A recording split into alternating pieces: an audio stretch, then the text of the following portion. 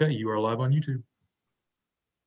Okay, this will call to order the March 8th, 2021 meeting of the Signal Mountain Town Council. Welcome, everyone. We will start with the Pledge of Allegiance. Sam will put the flag up. There we go. Okay. I pledge allegiance to the flag of the United States of America and to the republic for which it stands, one nation, under God, indivisible, with liberty and justice for all.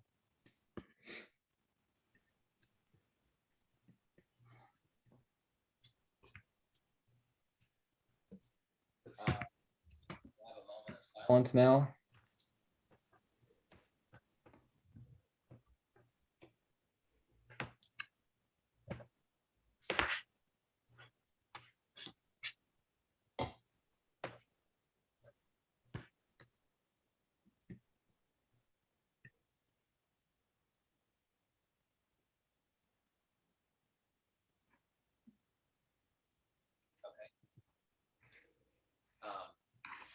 Ready for the roll call? Carol? Vice Mayor Susanna Murdoch. Here. Councilmember Vicki Anderson. Here. Councilmember Andrew Gardner. Here. Councilmember Dan Landrum. Here. Charlie Poss. Here. All right, we have quite a few minutes to approve, and uh-oh. Can you guys hear me?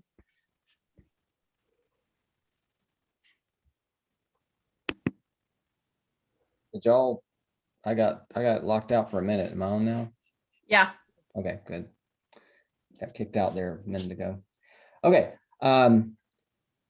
we have a lot of minutes to approve. I think three sets, is that right? 3 meetings. January the 25th, February the 8th, and February the 22nd. Okay. As Vicki and Andrew might remember, when we had our newly elected officials meeting, one of the presenters was telling us that we don't really have to have motions to approve minutes. We can just ask if there's any objections to the minutes. If none, we can approve them all at once. And if there are any objections, we can discuss and approve with any kind of, not objections really, but revisions. So I will just go ahead and ask if everybody's had a chance to read the minutes that we have for tonight. Does anybody have any corrections to be made? The minutes from the last meeting, I think, was that the 22nd of February? Okay, on the part where I gave the update at the end, I just kind of updated everybody about what was going on at the MAC. I was reading draft minutes from the MAC board, not the SMEPF.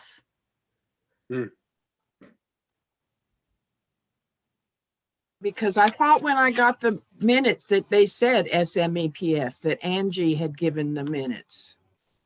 So I will verify that. Yeah, I will definitely verify that. And if I need to, I will correct the minutes. How's that? Okay, sorry about that. Yeah. She is the secretary for the MAC board. Okay, Yes. that might be my confusion. Yeah. Okay, does anybody else have any, does anyone have any other corrections to the minutes? Okay, if there are no objections, then we will approve the minutes. The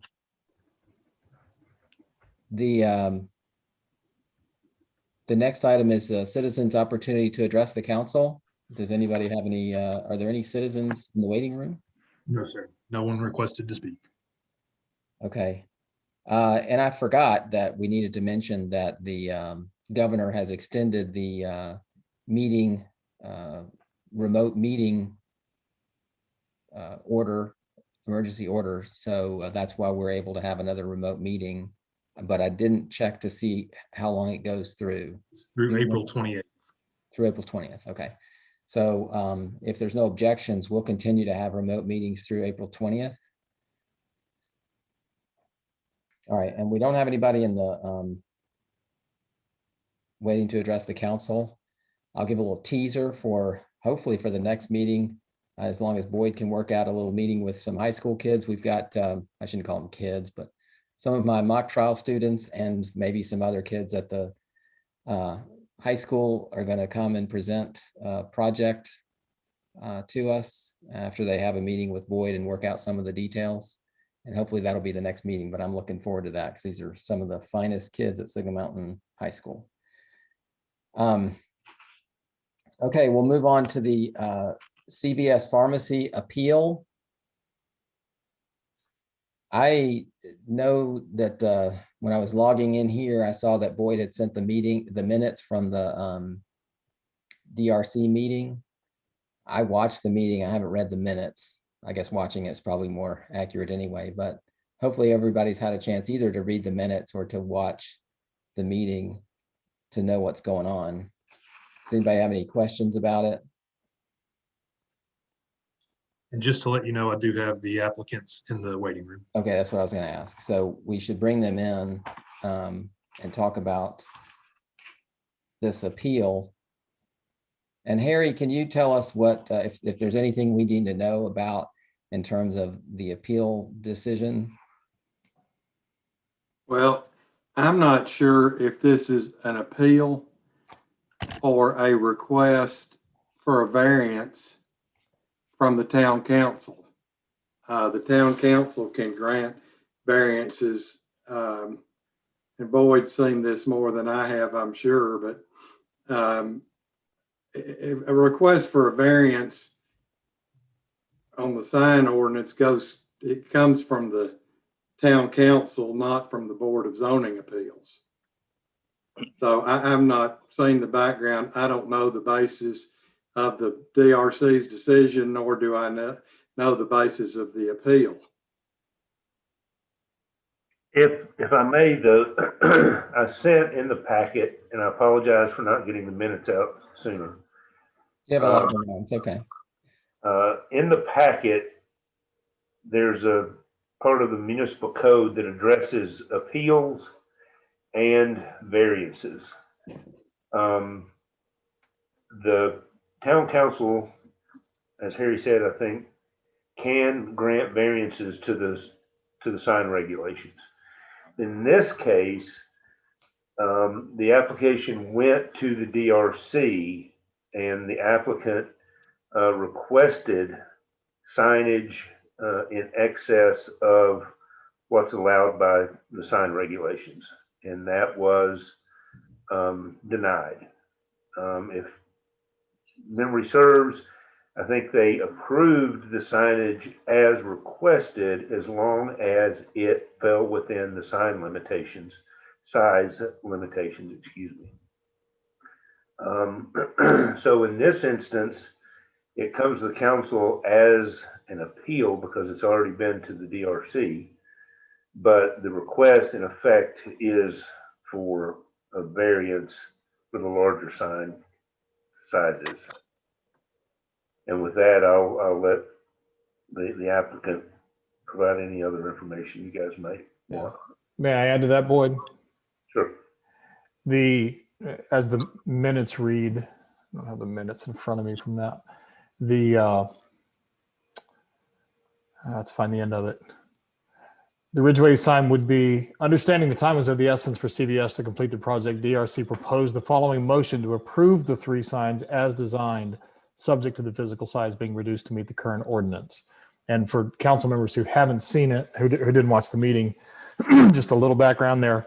Their current signs are outside of regs. And this is just good for new members if you're not used to this anyway. It's not the illuminated pixels of a sign like you would think about, how much real estate something actually takes up based on the font. It's a length times width measurement. And our code allows for a 25 and a 15. Both of theirs, I don't remember the exact numbers, but are already over that. They're in the 32, seemed like it was in around 32 feet or something like that, length width. And this is a rebranding taking place by CVS and they were seeking something that, and I'm not arguing for or against, I'm just trying to give you the background that as I remember it from the meeting. They were seeking something that was slightly larger than that with a length width measurement, but probably slightly smaller than what they have if you were to go to actual illuminated pixels because of a font change and just the way the letters are laid out on the thing. So the DRC declined it, and I think the words were that they sent them on to the council if they wanted to appeal, but went ahead and made the extra statement. That's why it's important, that last thing I read from the minutes, that so that they wouldn't have to go back to the DRC again for something else. So they approved it as long as it's within the specs. So I guess that's The current signage, excuse me, is 26.28 square feet for both sides that say CVS. okay. 26. And as I understood it, the square footage limit, what if you were going to have two signs on a building, was you could have one that was 25 square feet and one that was 15 square feet. So they're already They're outside. already over, right? And then they were saying, and I guess Mr. Reason can provide more insight, but they were saying that the third sign that didn't say CVS was a separate entity, so they could, I think the DRC said you could have that one to be 25 square feet if you want, but it wasn't designed to be that big anyway. Right. And again, just for the rest of the council, the way that works is if you have a tenant in a building, the tenant can have a full-size sign being the 25 square feet. And so it used to, what's called the health hub is what the new Minute Clinic is now called. So, but anyway, they're choosing not to do that. They're going to stay where the other one is, which I think is within the 15. So. Okay, thank you, Dan. Does anybody else have any comments or questions before we hear from Mr. Reason? I think I'm interested in hearing what Mr. Reason has to say, but I watched the meeting, and something that was confusing for me that I'm hoping Harry could maybe clarify for us tonight or later is I heard that mentioned, and I think Charlie, you just mentioned it again, that we have to use the outermost box, right, or something like that. But I went into the code 14.5.11, and it actually even provides examples where they're in an L shape and they box the bigger part of the L, and then they box it and they calculate the area that way. And I'm wondering if, based on, I think the design for this sign, you have the big heart and then the CVS and then pharmacies like small. If you box it that way, as this would seem to suggest, and again, I'm not an expert on 14.5.11, but this is where it talks about determining sign area. If you would be under 25 square feet. Andrew, I'll be able to, if you don't mind, if I hold off, I can help answer that when I've got a small presentation material. Well, I was going to say, hold on, Mr. Reason. Sure. Sam, if you could find 14.5.11, just in case we want to bring it up later, but we'll hear from Mr. Reason first. But if you can find it so that we can look at that and talk about it if we need to, that'd be great. All right. I was actually bringing that up as you were. I won't call mine a grapevine, but our minds think alike. Yours is great. Mine is average. Okay, so Mr. Reason, let's. If I might, could I also get Mr. Reason's position with CVS for the record? Certainly, I'm the owner of Certified Lighting. We're here in Chattanooga, Tennessee, and I've done a contract to install signs for them all over the Southeast. Most of them are within 100 miles of us. And so they're doing a rebranding. Their rebranding is a lot simpler than a lot of other ones. They're getting rid of a slash and adding a heart. But anyway, so I'm a contractor with CVS. Thank you so much. Okay, thank you. Is it okay if I share my screen now? Yes, that shouldn't be an issue, at least from the technical side.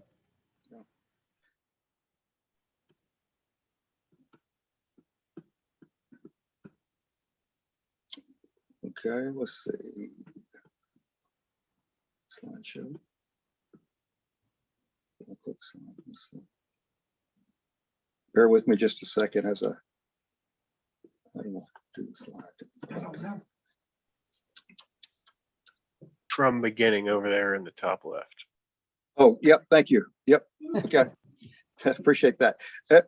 One other comment that I want to make is the DRC, my understanding was in that meeting, and it's possible that I didn't get it right, but what they could not approve what I was asking for because it was for anything that is over the 25 square feet had to come to the city council. That was my understanding, that they weren't allowed to approve it. But I don't know if that really matters at this point or not.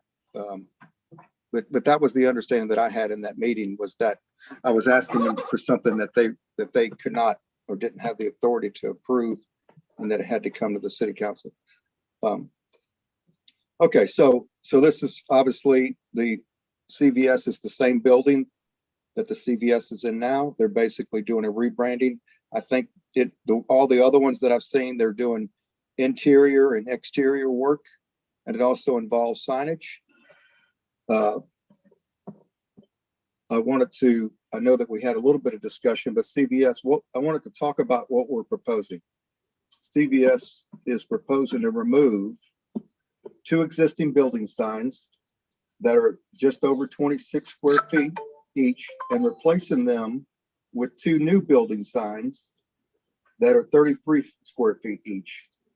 And we're going to remove a 19 square foot Minute Clinic sign and replace it with a 9 square foot Health Hub sign. And I'm going to show you pictures of this here shortly. The total existing square footage adds up to 72, just over 72 square feet. The proposed signage that I'm wanting to install adds up to 75, just over 75 square footage. The signs on Ridgeway will go from just over 26 to just over 33 square feet. The signage on the parking lot elevation will go from 45 square feet to 42 square feet. I kind of wanted to put that out there just so you could have a perspective of it. This is the existing sign as you see it on Ridgeway. This is what we're proposing. And if you look at the 2 signs, I'm going to go back to the existing. If you look at this existing sign, it says pharmacy / I'm sorry, it says CVS / pharmacy. If you look at what I'm proposing, we're getting rid of the slash and they've added a heart. And this is kind of the same logo that they've gone with nationwide, wherever they're doing this. And as interesting as it seems, the slash almost takes up no square footage when you have the slash, but the heart is probably one of the bigger letters. And in this proposal, the height of these letters are almost exactly the same. What's causing me to go over the square footage is the way that we have to calculate the way the letters are. It's because my length is increasing slightly. So this is the, again, this is the Ridgeway Avenue side existing. This is what I'm proposing. I'm going to go to the other elevation. This is the existing main sign on the parking lot side. This is the existing, you can see both of the signs. The Minute Clinic sign we're removing. And this is what I'm proposing. I'm proposing the heart with CVS, get rid of the slash. And again, the reason why I'm going from 26 to 33 is because of the way that the heart is, but the letters are the same height. And then I'm adding the Minute Clinic, and that Minute Clinic, I'm getting rid of the Minute Clinic, adding the Health Hub, and that Health Hub is a lot smaller, and they're also considered a separate tenant, even though they use the same entrance. So one of the things that CVS has done to try to help persuade doing this, to have the logo be seen better, is to have a smaller health hub sign, because if I understand it, they can go up to 25 square feet on this health hub sign. And looking at the ordinance on page 28, I've highlighted the things that I think are key for our discussion today. Signs need to be large enough to be legible. I'm going to talk about that in just a minute. There's an interesting twist of what makes that complicated. It talks about consistency. The signs with commercial development should maintain a high level of visual consistency in size, material, and location with the architecture of the building, and among other separate signs. Now, I've outlined here the reasons why I think y'all should support the signage that I'm presenting to you. One is legibility. I just talked about on page 29. It does refer to and calls out that they want the letters to be legible. Now, if I follow the current guidelines, one of the guidelines that's happened is the way that the rules make me light up this sign. I have to light it up by instead of shooting light forward, I have to shoot the light backwards and create a halo effect. Well, one of the things that's going to happen, I believe it's going to happen with these small pharmacy letters, is that it's just going to be a bit of blob of light and you won't see the letters properly because of the brightness of it. The next thing that page 29 is it asks for consistency. And one of the points that I wanted to make out was such a large building, the proposed signage allows for consistency compared to other buildings in the smaller fascias. Additionally, only the heart logo has been added to this. And that's making it difficult to follow the guidelines, because to add that heart, I'm having to make the letters about 4 inches smaller. If you allow the 25, I'm having to make them about 4 inches smaller. If I can only go to 15, it's about 6 inches smaller in height, which to me is going to look very strange on such a large building. The other thing, when I compare it to other restrictive towns, I go to Hilton Head, and I always felt like Hilton Head was probably one of the most restrictive in sign ordinances. Well, they allow 5% fascia. And by the way, Chattanooga allows 20% sign fascia. Well, in this proposal, I'm asking for 1.35% on the parking elevation and 2% on the ridgeway elevation. So I wanted to put that in perspective of even with what I'm proposing, comparatively, it's very small for the footprint of this fascia. We also have elected to do a small health hub sign, which could in effect be 25 square feet. It would look strange to be 25 square feet on the building, quite honestly. But we have elected to go with a much smaller health hub sign. And the other thing I'd say is there's really no visual impact. What I'm proposing is only a half an inch taller than what's there right now, so there's virtually no impact. And the only change that's causing us a hardship is that CVS has added this heart to their logo. And then I'll point out that the height of the sign letters are virtually the same. As far as the formal presentation, that's all I had. I'm happy to answer questions or go back and show pictures of things.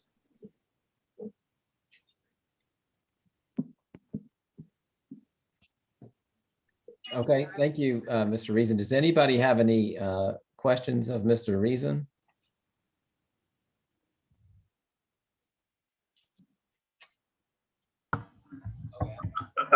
Just so council knows, the chair of the DRC, Ed Garvey, is available and on the meeting as well. Okay, thank you.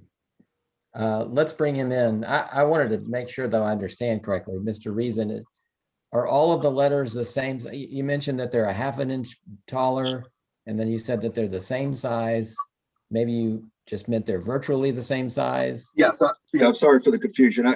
The CVS letters, I guess to me, if we just focus on the CVS pharmacy, the health hub is probably is probably not a contentious thing because it's well below the guidelines that we could do right now.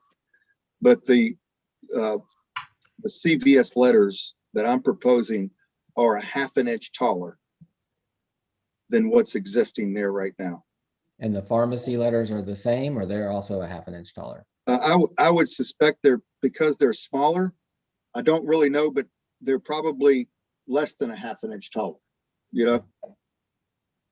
Okay, Just Let's bring in- scaling it properly, they probably are about less than half an inch taller. let's bring in the chair of the DRC. Hello, can everybody hear me? Yeah, how you doing? Good. I just installed a camera today and I didn't know if I had it working properly. So I'm Ed Garvey. I'm the chair of the Signal Mountain Design Review Commission. Okay, One point that came up earlier that I wanted to clarify, when we calculate the area of a sign, the intent is not to shrink wrap around the exterior of whatever the sign may be, the heart, the letters, whatever, to calculate the area. Obviously, a computer can do that. The intent is to draw an edge around it. And that's why, for instance, you see in one example, an L shape. Certainly you could draw a square edged shape around the Hart CVS pharmacy if you want to calculate area. With respect to the area of the sign being larger, I mean, it's just as Mr. Landrum pointed out in the minutes, the DRC can approve what that was presented as long as it follows the size requirements of the ordinance. Other than that, it needs to be granted a variance by the town council. I have a question. During your meeting, Jim Exlin mentioned that First Tennessee had asked for a sign variance, I guess, and was denied. Can you kind of give us some insight as to other sign requests which have been approved or denied in recent times? Well, I would have to pull up the First Tennessee minutes. I don't have those in front of me. Sometimes someone like First Tennessee, and I can remember, I think SunTrust coming to us, and a sign may be allowed or may be approved because they're doing what we would consider maintenance. The sign is just falling. I don't want to say when I say into disrepair, it's not like it's just broken and falling apart, but sometimes we'll try to help the owner out by saying it's a maintenance problem or a maintenance issue when you want to change, for instance, SunTrust is going to become Truist. They're probably going to end up back in front of us changing the what the sign says on their lawn. Okay, so you don't recall off the top of your head any issues where you've increased or decreased a requested sign? No, I mean, we're going to follow the ordinance. What the DRC is, that was the motion approved and passed in the meeting was that, what they have looks great. The letters meet the ordinance. It's just that the size, one of them needs to be 20. One of them, they can't be larger than 25, and the second one larger than 15 without a variance approval by the town council. Okay. Does anybody have any questions? The health hub, I think the meeting minutes say approved as presented because it was not, well, it says it's 9.5 square feet. The ordinance, I believe, allowed it to be, I think it was 25 because it is an independent, we consider it an independent tenant, but they are leaving it at 9.5 square feet, which is fine. Does anybody else have any questions or comments or questions of Mr. Garvey or Mr. Reason? Or just I have a question, Mr. Garvey. I wonder about, or Mr. Reason, do you have a mock-up or a photo for us of what it would look like if it was within specs of 25? Yes, I do. Let's see. I have to. I guess probably, let's see.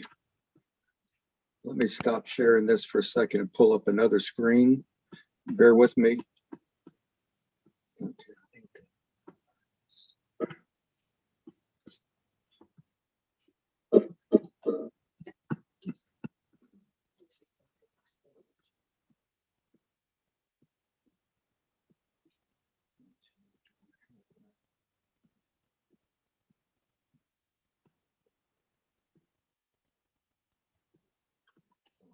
Only have Zoom. Let's see. Do I have to who to me? Oh, you forwarded to me. Okay. Bear with me just a second. I'll pull that up. Is the sign, is it one of the ones that's in our packet? I'm looking at the packet and I can't see. Is it version 2? Version 2. It's not attachments. Okay.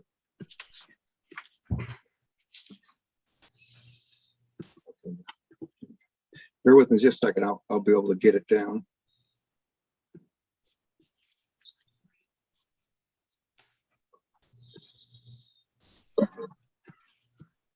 Is it 24.2? Is that the one I'm looking at? Should be 22.97. Yeah, okay, I see that. Okay. Yeah, and then the 24.2 on the front. Okay. They're both 22.97.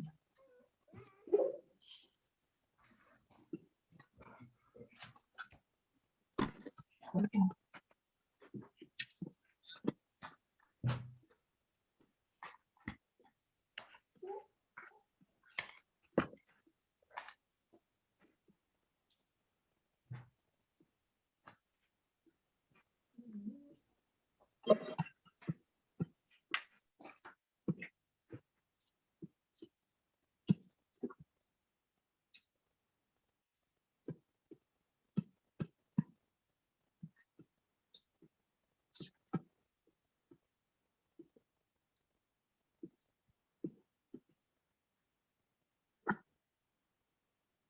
Okay, I can show it to you now. Does it say 22? Does it say 22? No, it's 11. That's the 15 square foot sign. This one's 14 on this 14 feet on this side. I believe I have it in the This is packet. the- If you'd like me to bring it up. I see it in my packet. Hey, Is this okay. the, I'm sorry, I proper didn't have that There it quite is. clear. no problem. Okay.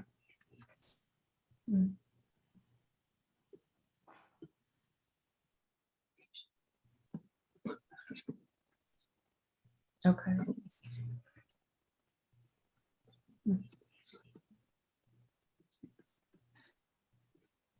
I think the 2-page 4s will show you the difference. Yeah, I'm looking. I just wondered how different it would look if it was within regulation. Oh, they're sharing. Yeah. They're sharing. Okay, And that's the original. right. Wait, so page 4 is Yeah. within regulation or not? Not really. This one is. Well, yeah. I mean, it's regulation would be one sign at 15 square foot and one sign at 25 square foot. So Mhm. it's bigger than one would allow and smaller than the other. So, but anyway, I have a question. I don't know if anybody's going to know this, but they have two signs that are over 25 square feet. Does anybody know, were they granted a variance in the past so that they could have two signs that were over 25 square feet on their building? Here's what I'm wondering, Charlie, as I looked at that, and then I read 14.511. If you box the existing sign as the CVS and slash, which it kind of is a separate entity of sorts. And it's not really clear to me reading 14.511. And then you box the pharmacy, you probably get to 25. Charlie, are you willing to entertain a motion? Sure. I think as a business-friendly town, which is what we want to be, and that we recognize how sign sizes present themselves as ratios of building frontage sizes, I think we should approve this variance as it presents really no significant change to anybody looking at the building, and a significant change if we don't approve the variance. So I'd like to move to approve the variance as requested. I'll second that motion.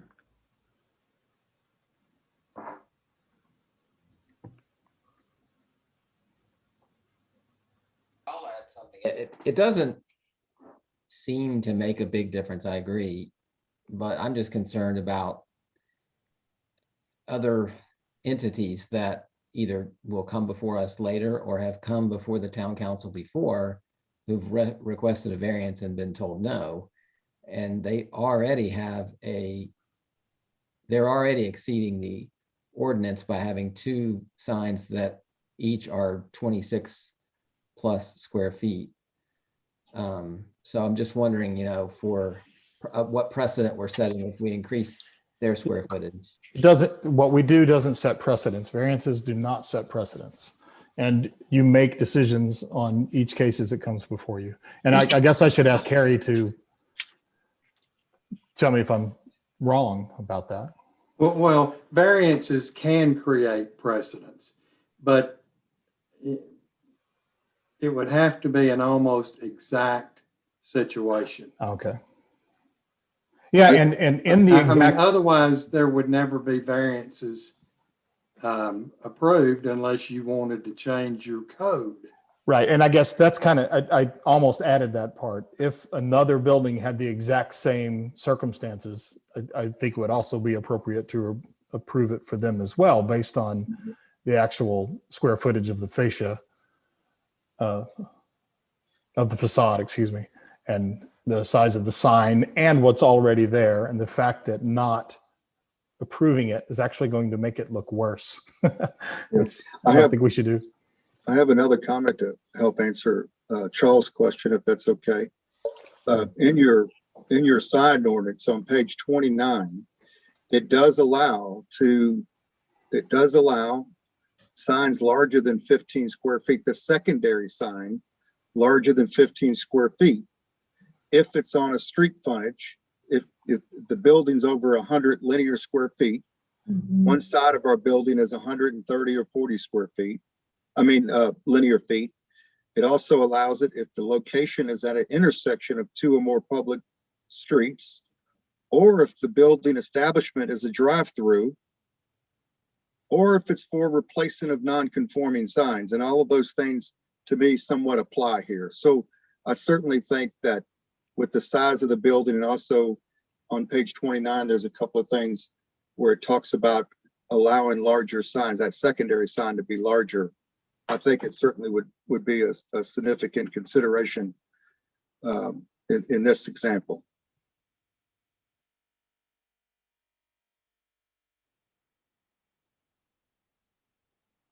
Comments?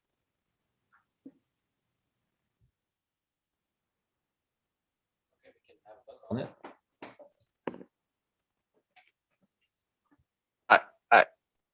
I would like for us to look at 14.511 Okay. as well, because I honestly think the reason none of us found a previous variance or any of that was, as he's mentioned, larger buildings at intersections are allowed to potentially have two 25-foot signs. And this, if you measure it, we're looking at like number 4 here.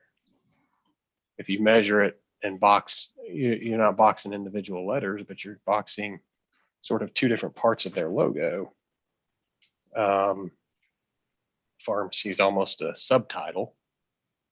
You may get under 25 feet.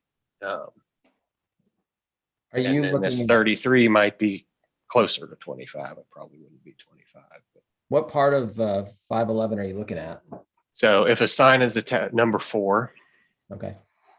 attached to a wall, only that portion of the wall onto which the sign, face, or letters placed shall be calculated in sign area. When separate letters or graphics are attached to the wall, then the sign shall be determined by drawing a square rectangle around all type and markings associated with the sign. And then if you scroll down, it has some examples.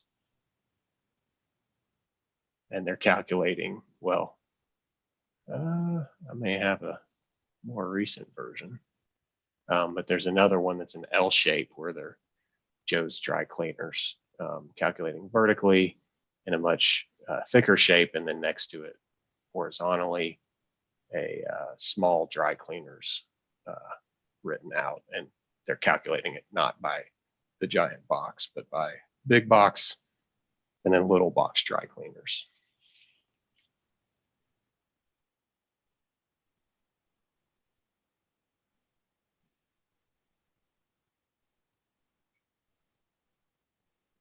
I see what you're saying. So in that example, Joe's Dry Cleaners, they didn't go from. I'd be happy to share mine. I pulled this from MTAS, so I think it's current.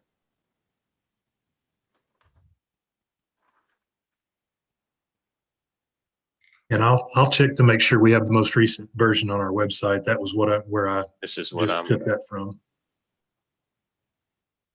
looking at. We have Mr. Garvey on here, and just out of curiosity, Mr. Garvey, do you agree with this way of calculating?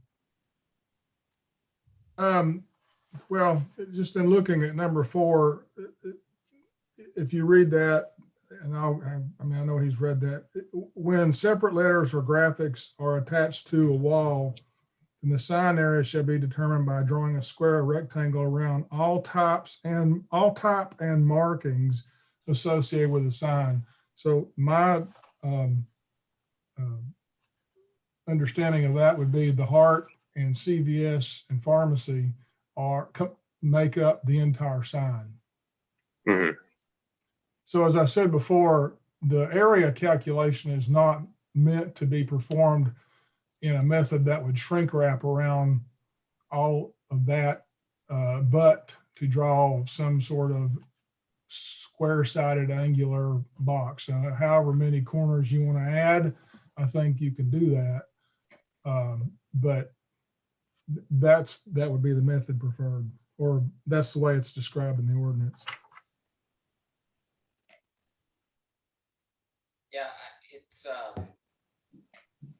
it's interesting that because obviously the Joe's Dry Cleaners is quite different from the CVS pharmacy, but I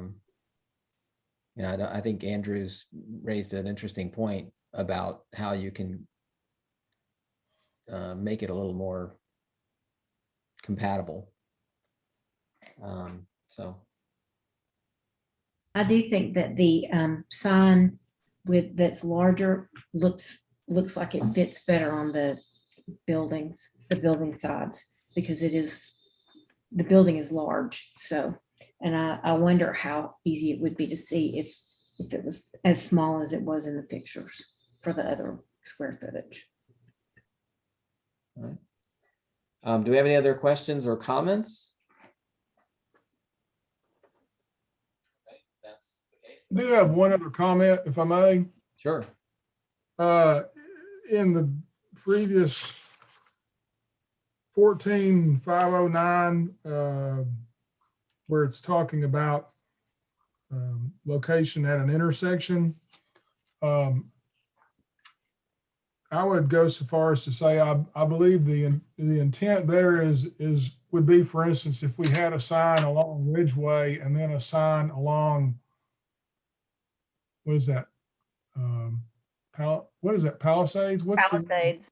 Palisades, yeah. Yeah. So the intention, I think that's the intent of a sign of building is sitting at an intersection where you're advertising along 2 street faces. So is that list there? An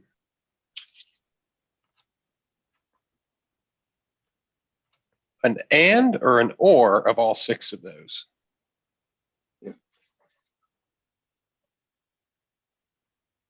I think it's I wouldn't read it as an and, but it doesn't say. Yeah.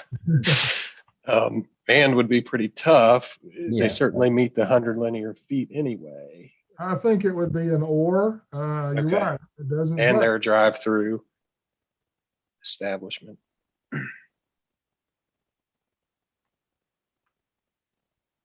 Yeah, I think Mr. Garvey probably is correct in that if you were to have one sign on Palisades, that would fit with that a little better than having a sign on the front and the side on Taft Highway.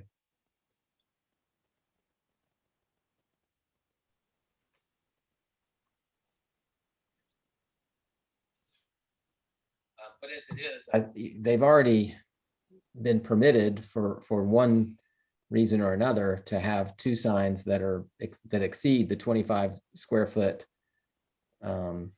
allowance. I mean, there's existing signs are already 26 point something square feet, calculated just on the entire square footage, not shrinking them down to the letter. So I would be certainly hesitant to tell them they have to go down to 15 feet when they're already allowed to be over the 25-foot limit for both signs. I'm assuming somebody allowed that. I'm assuming they just didn't do it. Okay. If there's no more comments or questions, let's go ahead and have a vote on Dan's motion. Mayor Susanna Murdoch, Yes. Councilmember Vicky Anderson, Yes. Councilmember Andrew Gardner, Yes. Councilmember Dan Landrum, Yes. Mayor Charles Poss. Yes. If I could, Mr. Reason, would you be willing to send your presentation to either Sam or Boyd so that we could include it in our minutes? Certainly, be happy to. Thank you so much.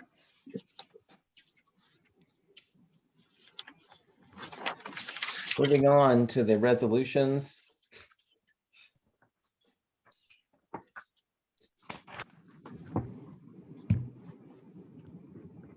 The first resolution is a resolution reappointing, wait, did I miss one? Yeah, I did. A resolution reappointing Britt Reynolds to the Town of Signal Mountains Library Board. Do we have a motion to approve that? Motion to approve. Oh, second. Any discussion? First, I guess we're saying I was first and Vicky was seconding. Any discussion?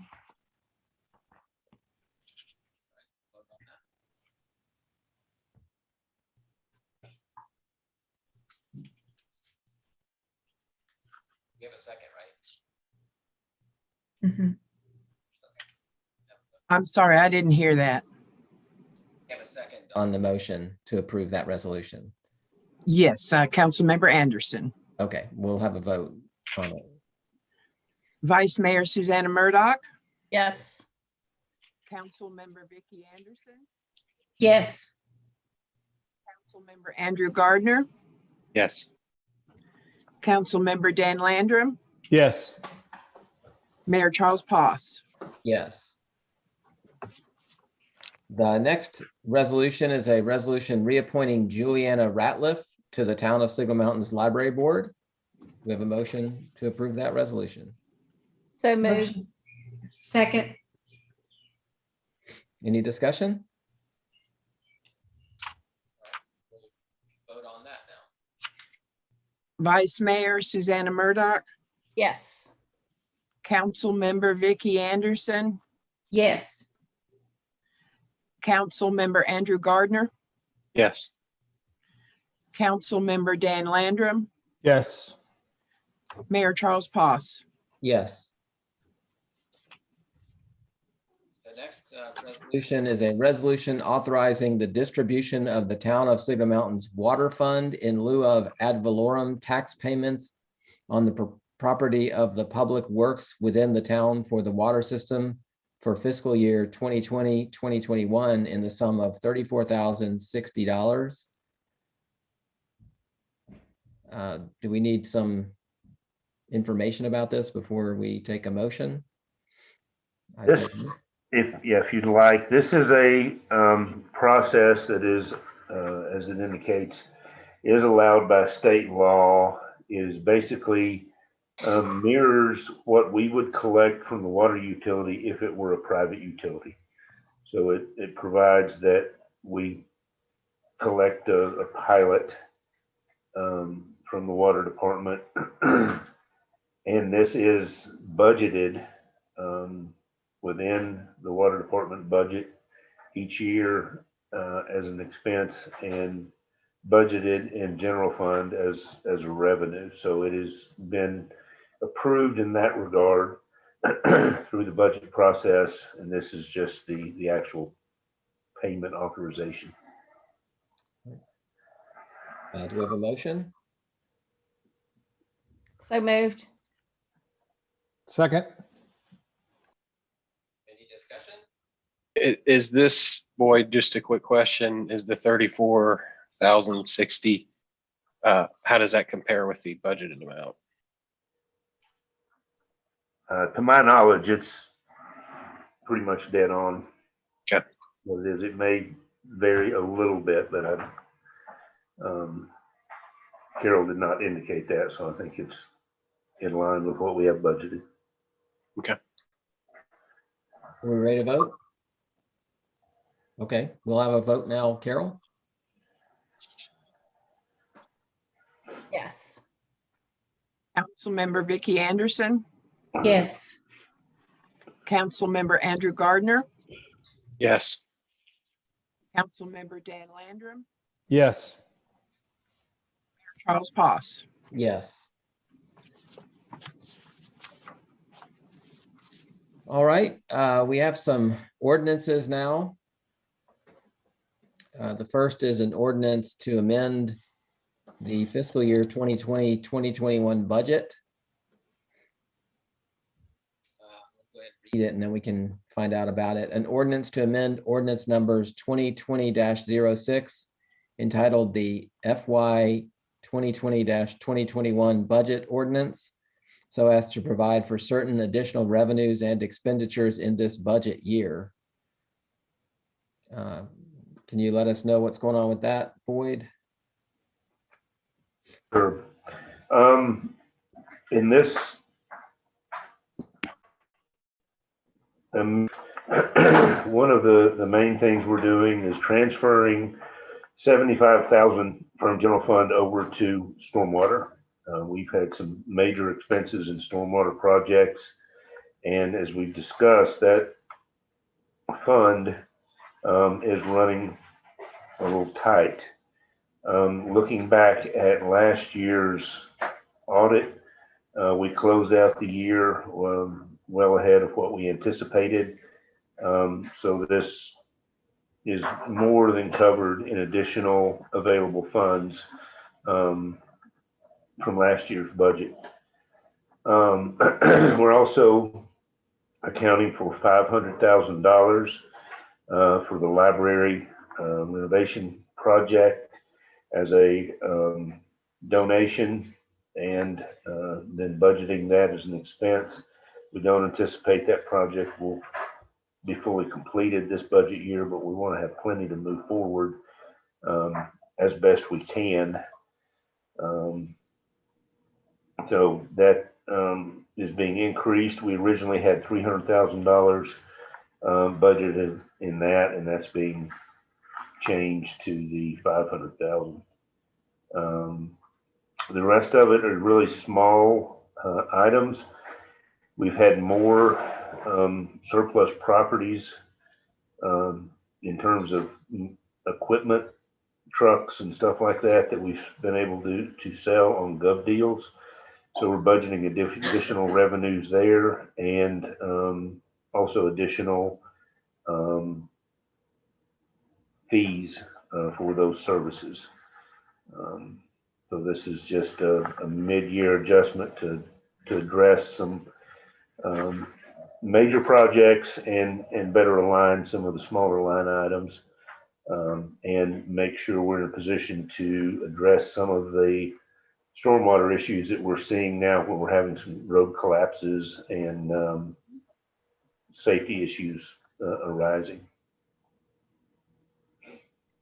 And if I might remind you, Mr. Veal, we're also in the vehicle replacement, covering the police vehicle that was budgeted in prior year but did not arrive until after the beginning of this fiscal year.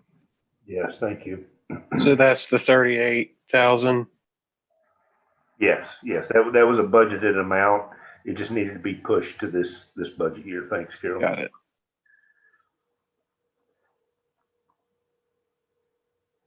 Projects that are causing this increase? Just, I mean, is there anything particular? The stormwater projects, Right. there are specific projects. They are primarily drainage tiles that are under roads that have been compromised and have washed out and are then settling and allowing the road to settle as well. So it's creating a safety issue. We have worked over the last several years to identify as many of those as we can and have quite a few. The struggle then is to get them repaired before they become major safety issues. And that's really why we've looked at what we need to do in terms of stormwater feeds. Some of these simply can't be pushed down the road without creating safety concerns. Yeah, I was thinking it had been a while since we heard from Cliff about the stormwater department. I think we heard from him a while back, and he was talking about the MTAS 5-year plan, and I mean, maybe we need to hear from him again and see what's going on with that. Okay. That, I think when we get into budgets, which we're basically stepping into that now, we'll be talking about this one a lot and hearing from Cliff and hearing about needs. And I think it's a problem of just underfunding, and everything's becoming more expensive, and we've got to take care of these needs. So this is going to be one we have to wrestle with. So. Right. Okay. Is there any other discussion about this ordinance? Move to approve? Or do we know we already did that? Do we have a motion? No, I don't think we did. I think Boyd just told us what it was. For, Okay. Motion to approve? Second. any discussion? All right, we'll have a vote on this ordinance. Certainly. Vice Mayor Susanna Murdoch, Yes. Councilmember Vicky Anderson, Yes. Councilmember Andrew Gardner, Yes. Councilmember Dan Landrum, Yes. Mayor Charles Poss. Yes.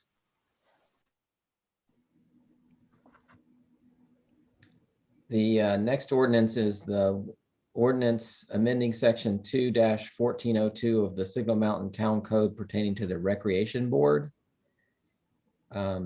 which is what we discussed at our last meeting. I'm kind of wondering if this is like, well, do we have a motion on this?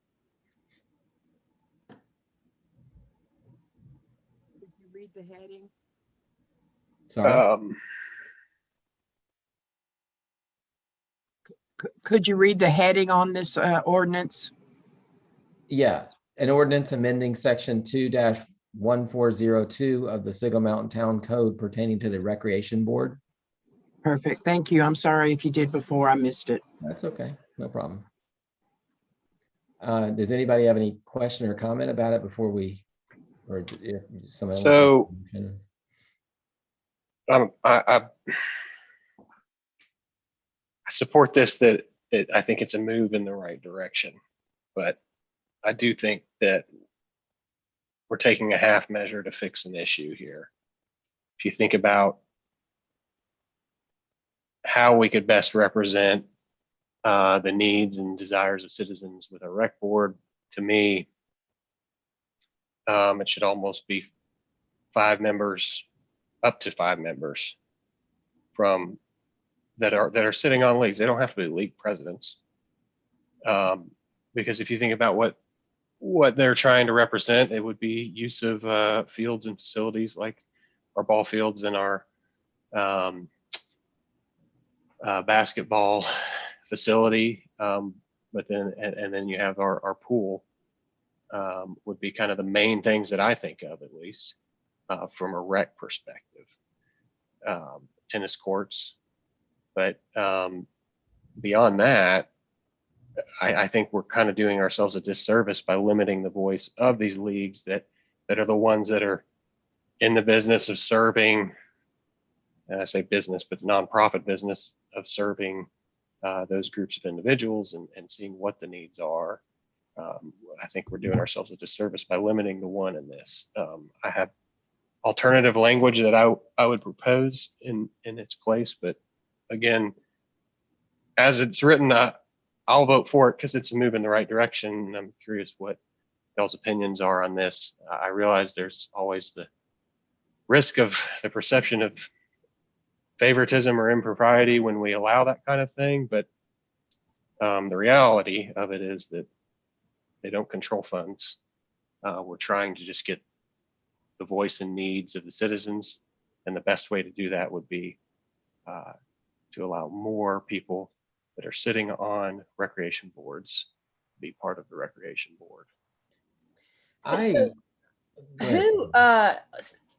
I agree with you, Andrew, and I think when it comes to the shared field space issue in particular, that's something that I don't know who's making those decisions when they come up. I don't know if there's like a governing body that does that, or is it just like some people get together and say, this is what we're going to do? And sometimes the solutions that might be seem fair and equitable to one youth rec league might not be fair to another youth rec league. And without intervention, I mean, I'm also not saying that I think the council needs to like really micromanage all of this, but I think there needs to be more oversight so that there's not the perception of that happening. And I think we do run into the perception of that happening. To me, if you just have I mean, there's so many maybe problem areas because I don't know how many leagues we have. I mean, we have lacrosse, we have basketball, baseball, football. Am I missing something major? We don't have hockey. Girls softball. Softball. Soccer is a separate thing because they have their own deal. And like some of these leagues, you know, have deep pockets and are established and have a 501c3 and an organized governing body. And That's some fine. of them are just sort of, there's not a lot of oversight at all. And it's like you've got volunteers and there's not a lot of accountability. And I mean, I'm not saying that they're not transparent and all that, but it's just the way that they're, you know, organized it's not consistent. I think that you know, requiring more league members on our recreation board is not necessarily fair to I mean, you know, you can be a passionate baseball fan and not be, I guess the baseball league has a board, right? They have a president. So you can be on that board or not be on that board and be on the recreation board where you're kind of helping the entire recreation spectrum. Mm-hmm. So that's not true currently, Charlie. if No, you're no, I'm on that saying- board, you cannot be on the recreation board. Right, you can choose to be in the baseball board, Mhm. the baseball league board, or you can choose to be on the recreation board. So Okay, if you're that's- passionate about baseball and want to help baseball, you can choose to be, just focus your efforts on baseball. If you want to just generally help the community with all of the recreation activities, then you can be on the recreation board. And I mean, when you start saying, well, we're going to have every board member, every league represented on the recreation board, then you've got to decide, how many leagues do we have and how many board spots are we going to have? Are we going to have, if we create a new league of something, bowling, or handball, are we going to have another, going to add another spot to the recreation board? I think Dan had mentioned, or maybe it was you, Andrew, having a sub group Mhm. of all the league presidents or vice presidents. They get together, they nominate the person that's going to be in the recreation board, and that person has to answer to all the leagues, him or herself, and work with other town members who want to represent all of recreation activities on Signal Mountain. I think that's a good idea. I think the leagues themselves should do that. They should get together and create their own sub board. And I also think that the leagues need to become self-sufficient and pay for services themselves, like soccer. They need to look at soccer as an example, because soccer takes care of themselves, and doesn't, I don't think they get town assistance, or well, not much. They have their agreement with the county. Right. Yeah. So, But I mean, I think I agree with that too. And I think that it would create, what I'm interested in seeing is, because I'm thinking of one specific situation that I was made aware of this week, and where this shared space of fields, and you've got, a group of parents that feel like they haven't been given a say in some decisions that were made about how field space was going to be used. And it's not fair. Yeah. And they were not asked. They were just told this is the way it's going to be. And Yeah. we're talking about tax funded facilities that everybody should have a right to have access to. So something's got to be fixed with that. But I also agree with you, Charlie, for sure.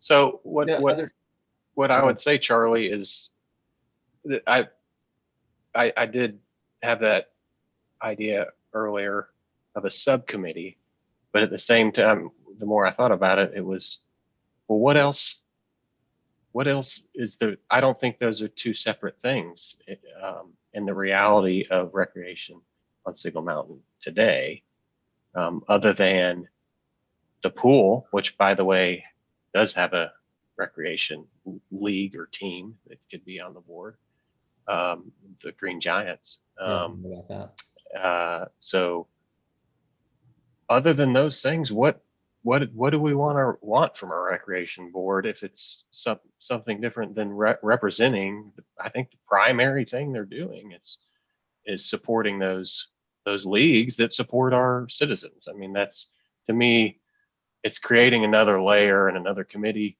when maybe we don't really need to be doing that to hear best. And as Susanna mentioned, I've dug into the issue you're referring to. There's definitely some lack of clarity on any kind of process for having a voice on, and it goes back to the leagues have been told some things that sounds like aren't maybe correct, or there's just some miscommunication going on there, on who gets priority or not on field usage.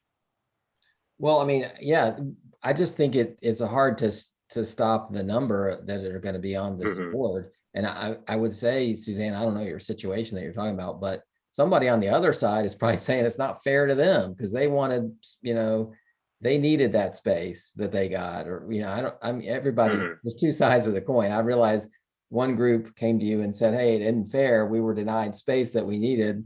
But the people who got it were probably saying, hey, we deserve that space. We should have gotten it. If they didn't get it, they would have come to you and said, hey, we didn't get this space. I'm not sure that this is the meeting to bring all this out, but trust me, Right. you would say this is not fair. Right. I'm not taking sides. Yeah. But I just wonder, I mean, how is the recreation board operated without any members of leagues on it? I mean, if they not Probably been doing a this. good job? What do you, I would argue, and this is bold, but I would say they don't accomplish a whole lot, particularly in terms of helping guide Jared. What I've heard is they meet about 3 times a year. Sometimes maybe not even that. They have trouble filling seats because they don't have, yes, now we've got it where we could fill it up, but I think that's rare. I think, and I struggle with this too. I'm not, because if you go, not just the perception of impropriety, but from a process standpoint, you sort of don't want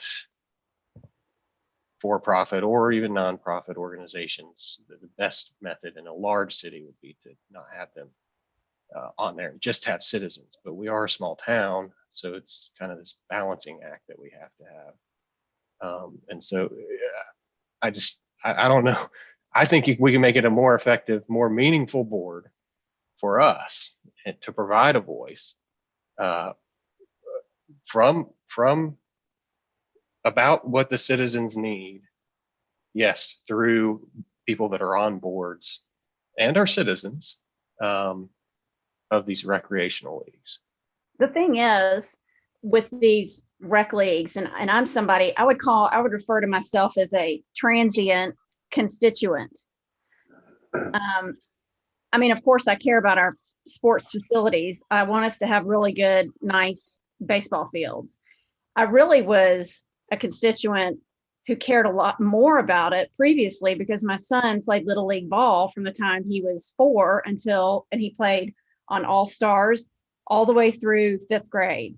So we were really involved in it. We were up at the ball fields on Saturdays. It was a big part of our lives.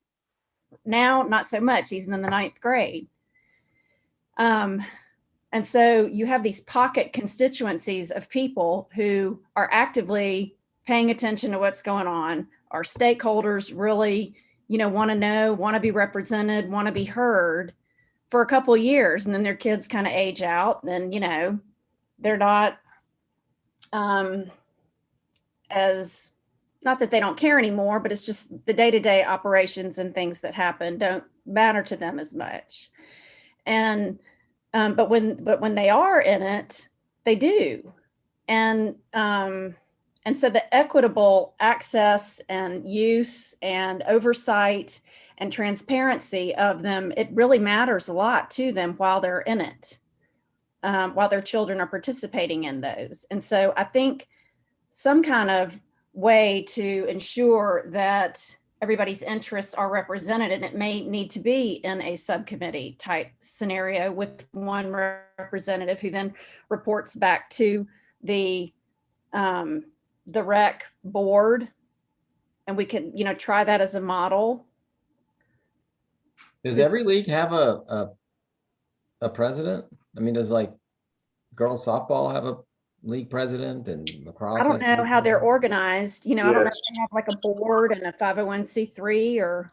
I mean, maybe we just have, like Andrew said, have them all, if you're the president of the league, you're on the rec board, but also have, I mean, it creates a huge board, but also have 3 non league members and that would give some somebody who isn't directly connected to it, who could be kind of more neutral and could be a good listener and potentially help, troubleshoot, so that that group of people can come together and kind of make sure that we've got equity going on. Right. And then, and to make another point, Suzanne, that I talked to somebody last week that I had no idea we had a pickleball league.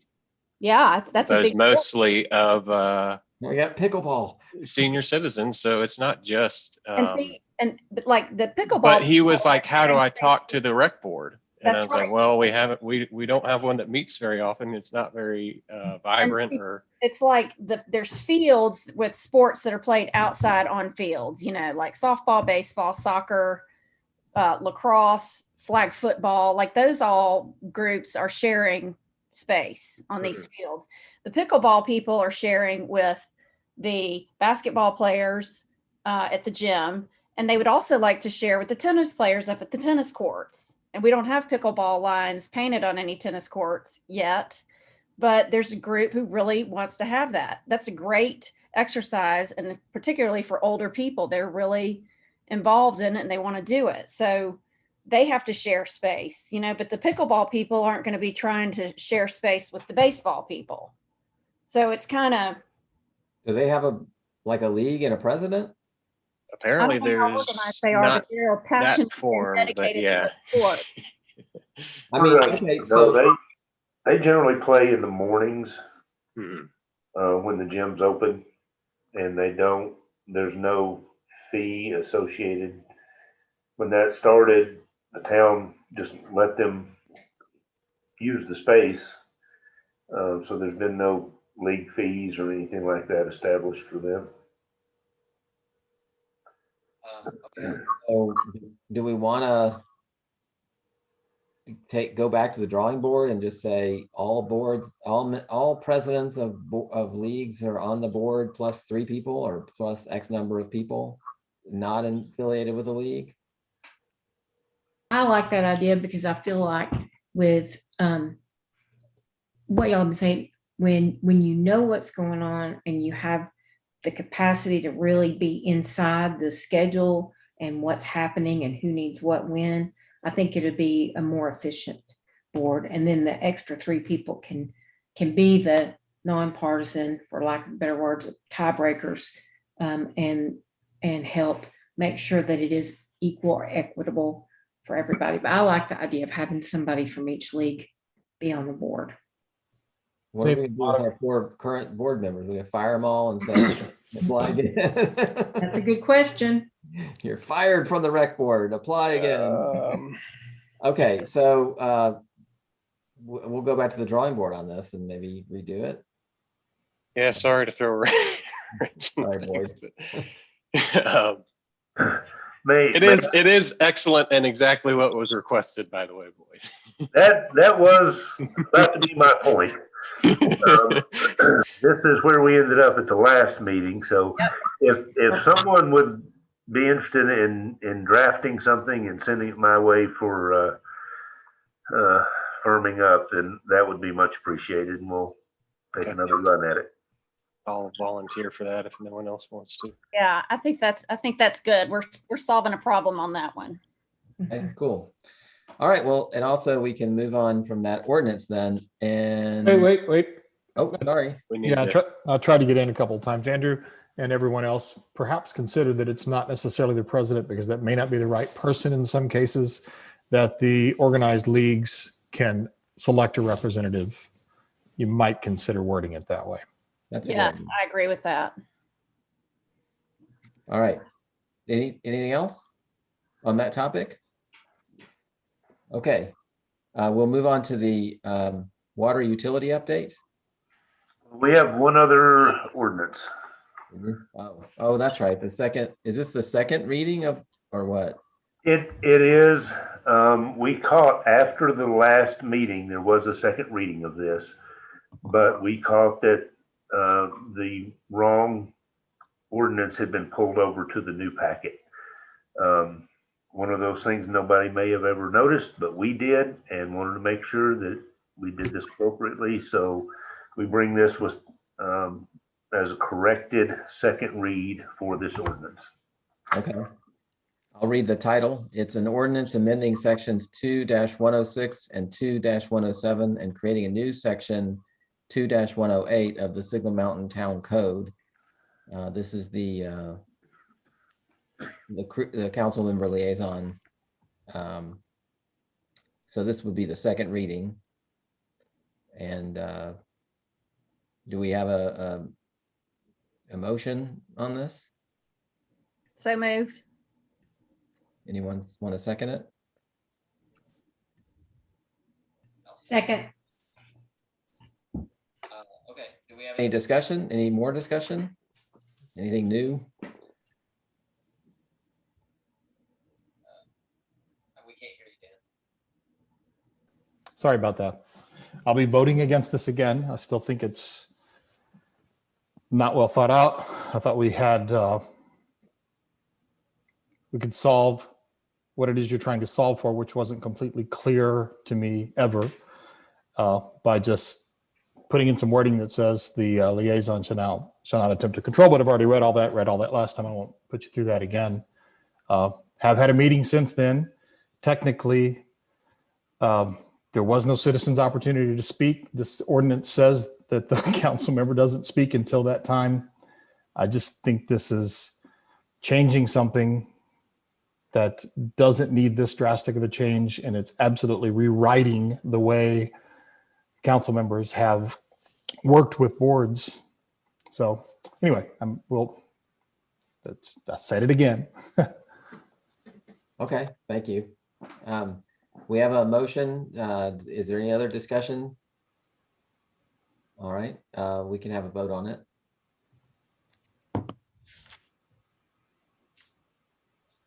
You're muted, Carol. Sorry, good catch. Vice Mayor Susanna Murdoch, Yes. Council Member Vicky Anderson, Yes. Council Member Andrew Gardner, Yes. Council Member Dan Landrum, No. Mayor Charles Poss. Yes. Okay, we're now ready to move to the water utility update. And I do have the utility director in the waiting room. I'll bring him in if y'all want me to. Sure. Let's just be careful Yes, to please. maintain confidences. So we can bring him in and then have a discussion. I guess we're on contracts, unless we're talking about something different.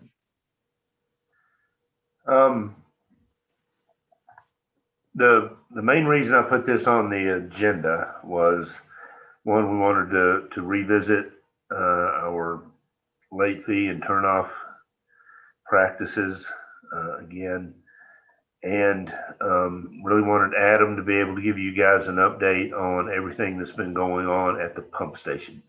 Oh, There's been a tremendous amount of work going on down there. Not so much that you may be able to see from one visit to the next, but the groundwork for getting some very antiquated equipment back up and running and all. He spent a considerable amount of time on, so I wanted to start off with just bringing you guys up to speed on what he's been doing down there. all right. Everybody hear me okay? Yeah. So I guess to start off, when I first gave you the last update, pump station has been high on the list of priorities since I got here. And in the midst of that, been getting with some contractors to establish some lines of communication for emergency contacts for after hours, some pricing on just some different projects, and just making sure we've got all our ducks in a row if something bad was to happen, as well as looking at some new projects for some upgrades. So in the middle of kind of doing all this and getting some work lined up, I guess it's been a couple weeks ago now, we lost one of our primary motors. So two of our smaller pumps we've discovered don't really pump much water, if any at all. So they're basically useless to us right now. So out of the 5, I now have 2. Since this one has it basically burned up. Some motor leads had a loose connection on two of the motor leads, and it created an arc, which just completely disintegrated the motor leads in the motor. So since that's happened, we've got that pump in emergency repair in Chattanooga. That repair has been done. I have not seen the bill on that yet, but during their findings, I told them go ahead and go through the motor while it's out. They noticed that the coupling, which is basically the joint between the motor and the pump, that part was worn out. So I had to find a new coupling, was able to find one.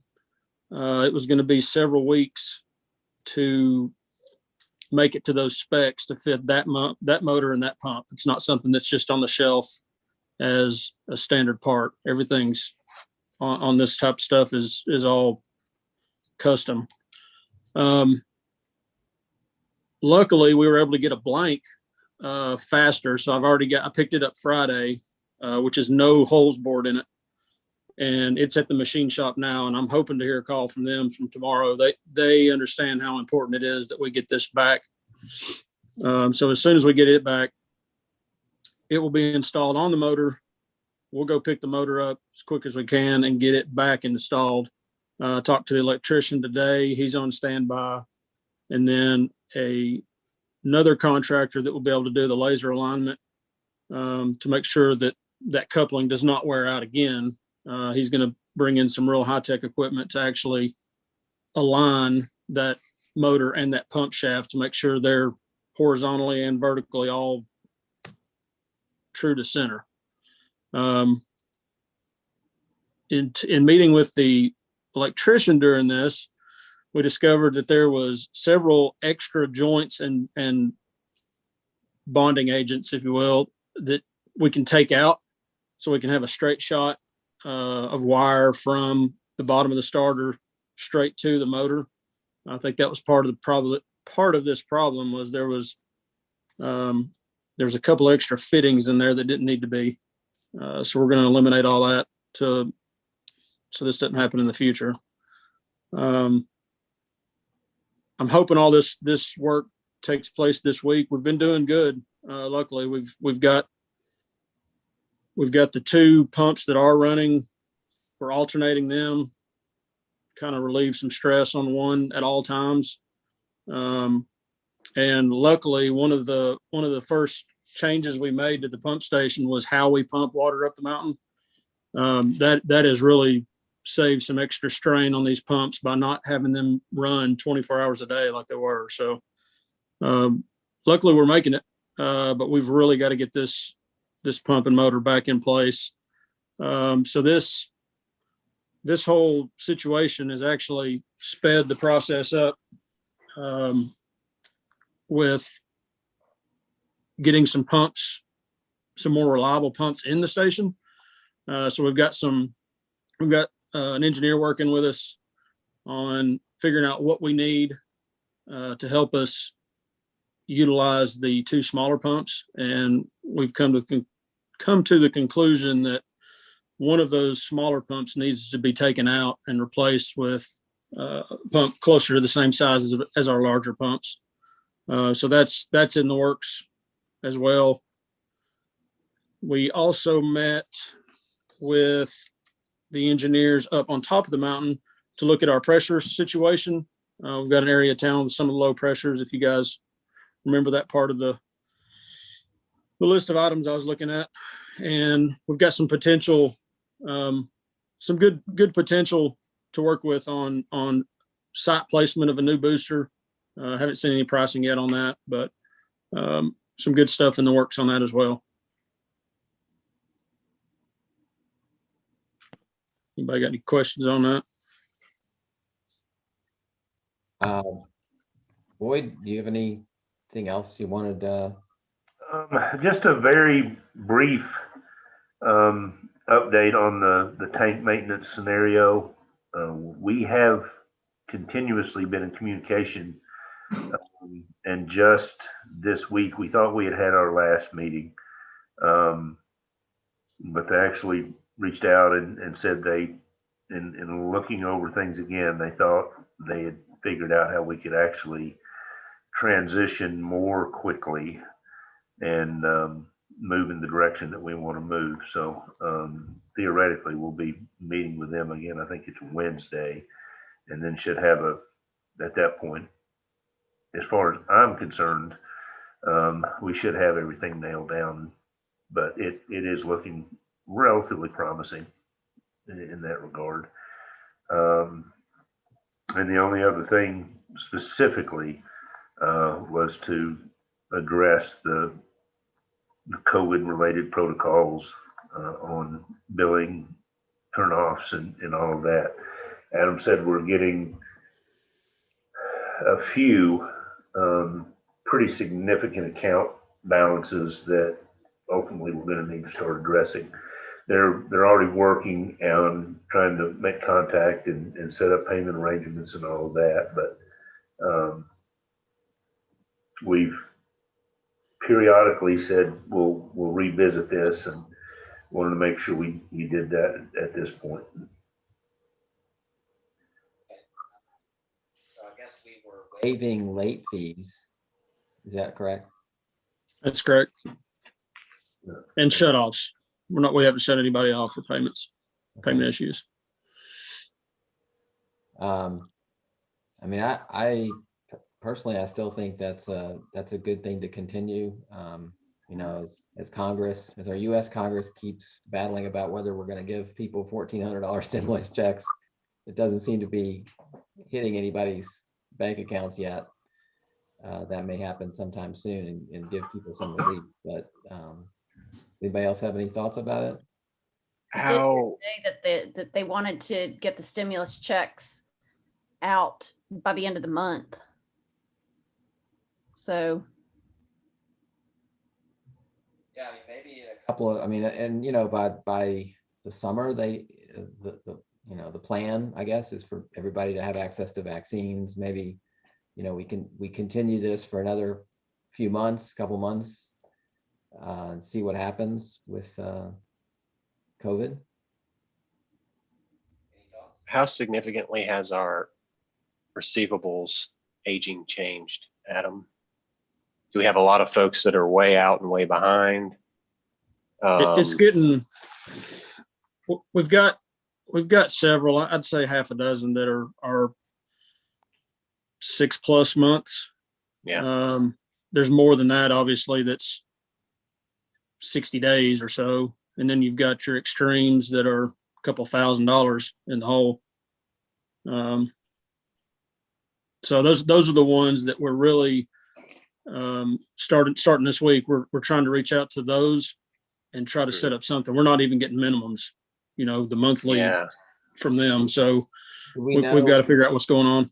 Yeah, I was gonna say, do you know why that's happening? Is it because people can't work or just because they don't care?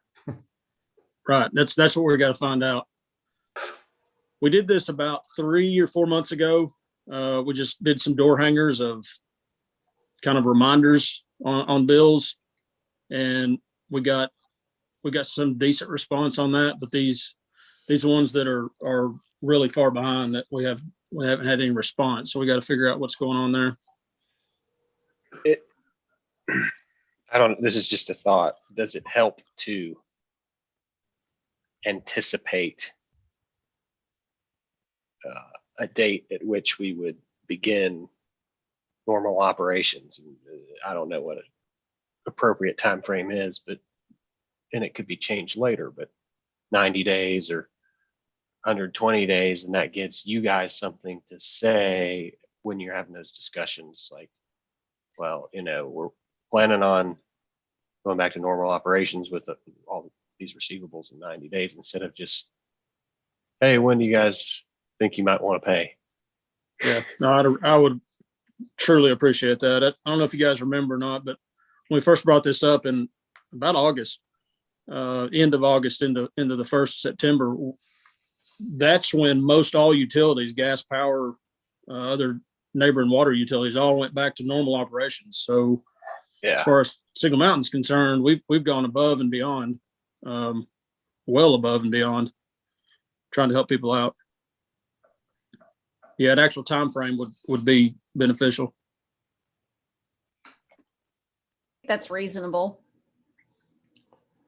I think that people who, I don't think it's of any help to them to allow them to continue to get deeper into debt to us. I think there needs to be some sort of an effort to set a fairly reasonable time frame that we need to start acting on this.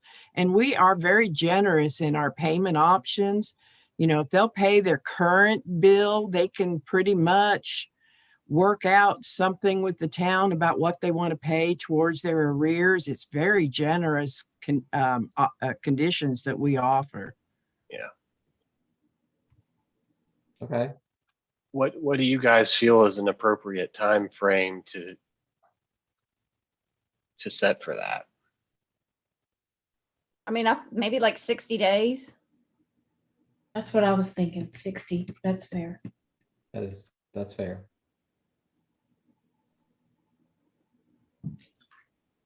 Yeah, I'd be good with that. We're pretty much right at the beginning of the month, so we could set maybe an extra week on top of that to make it a even first of a month start. Yeah. Well, actually, it works, I think, better for our billing system if we can set it to be the first of the month when we send out that last billing for the end of the month. That way it cycles into the billing cycle and would be on their bills.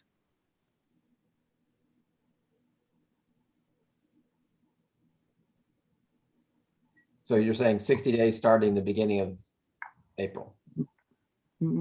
Well, I thought that stretches it out even further. I thought, say, May the 1st, it would go into effect. I see. Okay.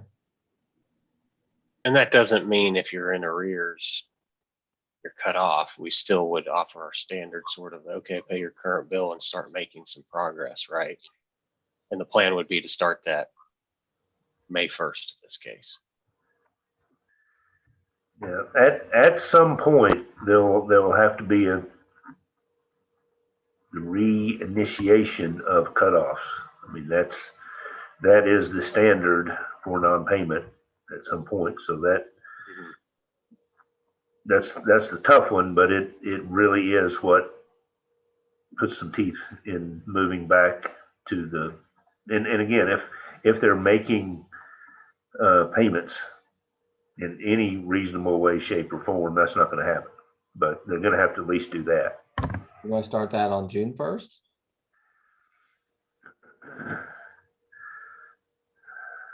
So what are we going back to late fees on May 1st and then cutoffs on June 1st? Is that what I hear you say? Yes.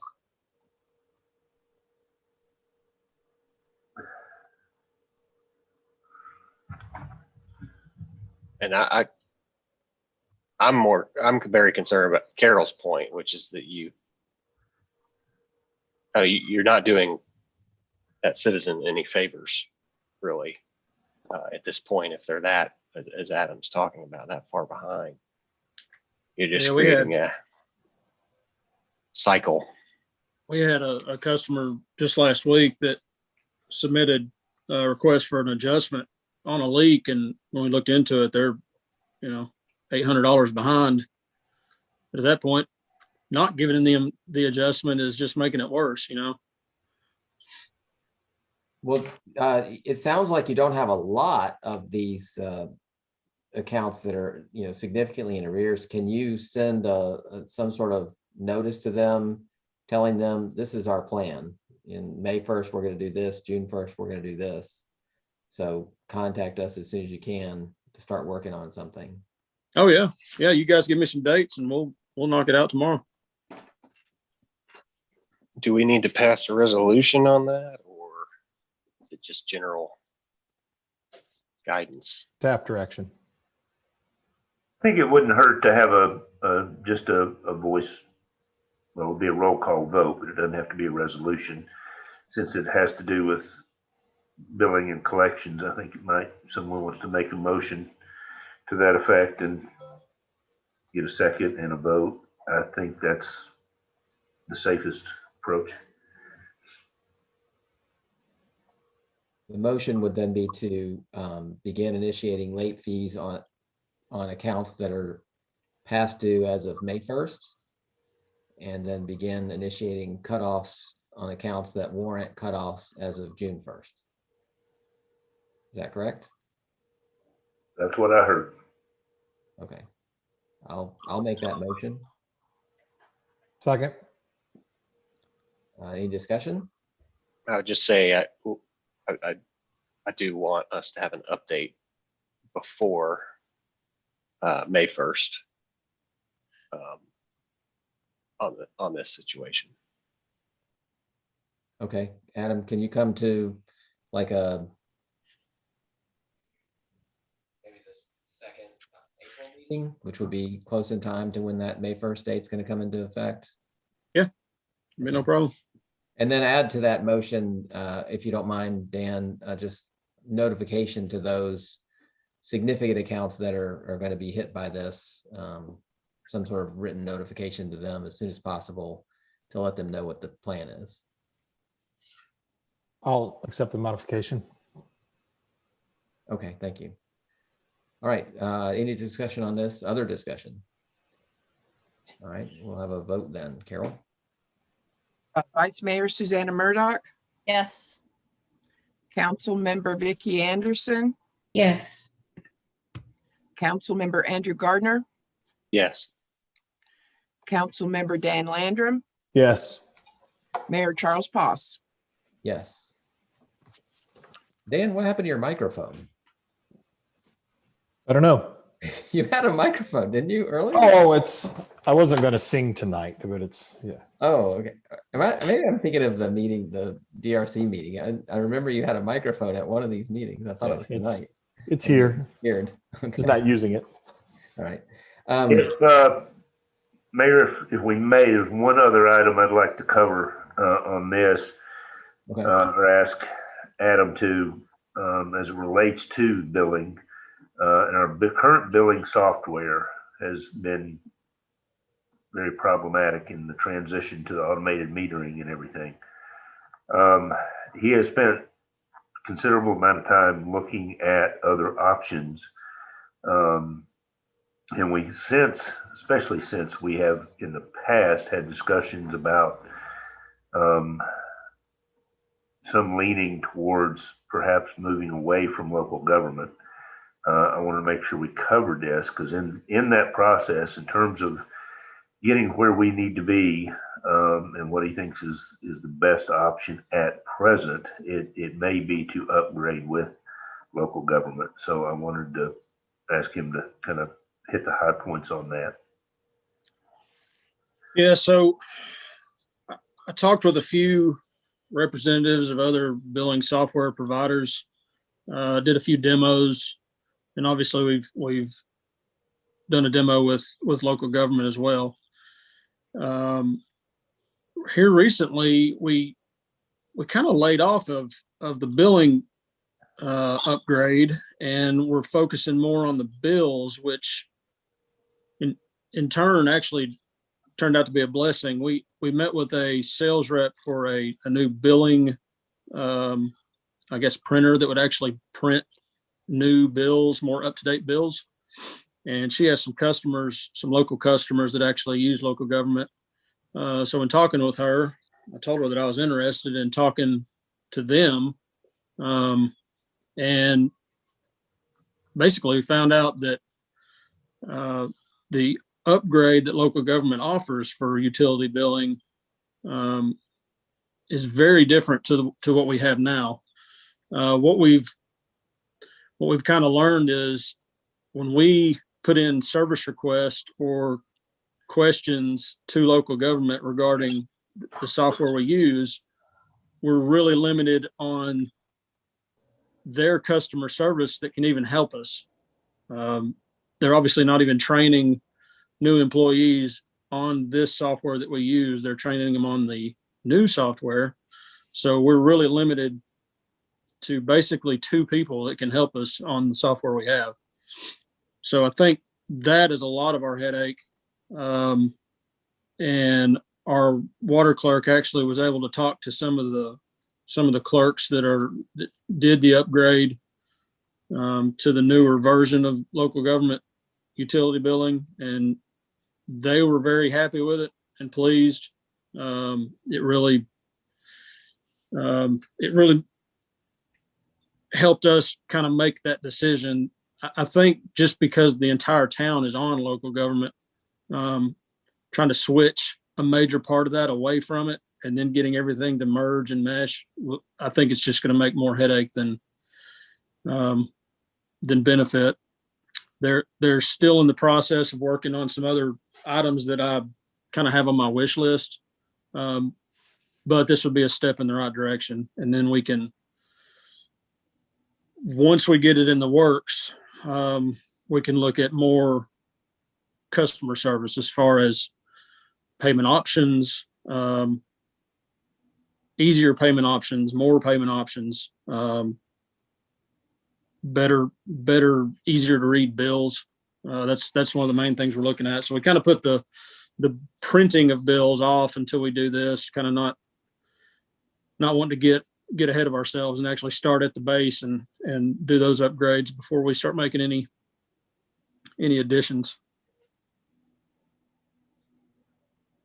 Couple of questions, Adam and Boyd. I guess I'd like to hear you chime in here. I hear what you're saying.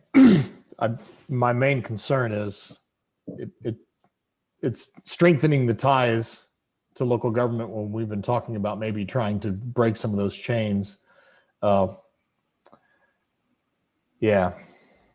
How long is the commitment? It would just be year to year.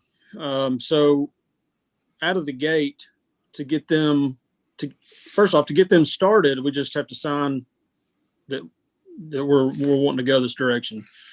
So after everything is signed, they'll start working behind the scenes. They're estimating that they would be hopeful that 2 to 4 months of kind of troubleshooting behind the scenes before anything actually is implemented, and then look to go live about fall, maybe first of winter of this year. What kind of setup fees? So it's $8,000 would be setup fees, and then we would move to $6,900 a year. Right now we're at about $4,900. As a comparison, a company that I reached out to that actually helped us with our meter swap in the background, they offer this as well. They were in the $32,000 range, and then $5,000 a year. They had a little more to offer with that $5,000 a year, but like I said, they are going to have to be a lot more compatible with, I guess, everything else we have going on within the town when local government already is. So on the front end, it was a whole lot cheaper, but a little bit cheaper year to year. Are there any cascading effects that mean we have to change any other systems over, Adam or Boyd or Carol maybe? In the proposal, they gave me a list of items of as far as computer software you'd have to have. I think we're okay on that stuff. I didn't see anything that really stuck out. The only thing was that you couldn't use dot printers or line printers, and some of the computer software had to be, latest Microsoft. Yeah. I'm thinking more from an accounting standpoint, how it interfaces with, does it force an upgrade to anything else that we don't want to upgrade within their universe? And that's the issue. If we went with another outside vendor, there would be those issues, but staying with our local government corporation, they do all of that automatically. So I remember a meeting 2-3 years ago, Carol. It's the first time I ever saw the eye of Carol, when I made an assumption that you were for something that you weren't actually necessarily for. So that's why you in particular, I'd like to know how you feel about this change. I have not been happy with what we're working with now. I have hopes that the new will be better. Do they have, I mean, is there like, obviously we didn't know they had an upgrade that could make our billing for the water system better. Do you think there's an upgrade that they're just not telling us about that could make all the other billing better? There are upgrades that they have, and this necessarily hasn't been a matter of not being aware of it. It's a matter of it needing to coordinate in terms of timing, and having someone, be it Adam, to really work through what we need. We knew that we were on an antiquated system, but nothing made sense until we got the meter swap out done. And then Adam had the opportunity to look at what's out there for options. We have purchased 2 of their upgrades already. We've purchased the general ledger package and the payroll upgrade. And it's been kind of a mixed bag up until this point. But I have recently heard from the gentleman who does our payroll that he has gotten to where he really does like the new package much better.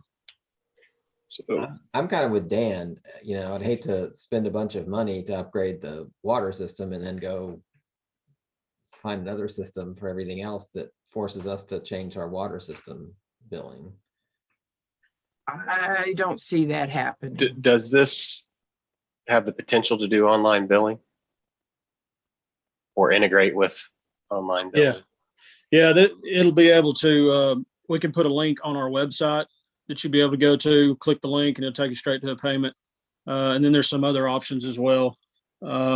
If we can get to where we can change to this new billing printer, they've actually got just a QR code they can print on the bill. You take a picture of it with your phone, it takes you straight to make a payment. So there's a lot more options available with this. Now I almost pulled the trigger on online payments with our local or with our current system, but they could not guarantee that the payments, they told me the payments would not post to the account. We would have to go find the money and actually post it like I'm handing you the money, which was not going to be worth it. And then they could not guarantee that it was going to be there. So it was not something we're trying. As a direction on ITIS systems, like working with a vendor that's going to require you to pay them money to upgrade to their latest software is a little 1990.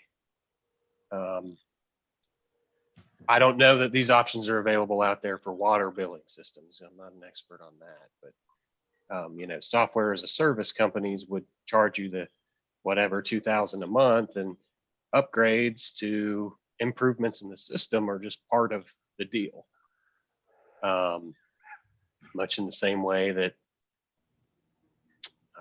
I don't know, anybody that uses Google Sheets or whatever and pays for that suite as a business, you don't have to pay for the upgrade that has the new feature. That's just what you pay for when you pay your monthly fee.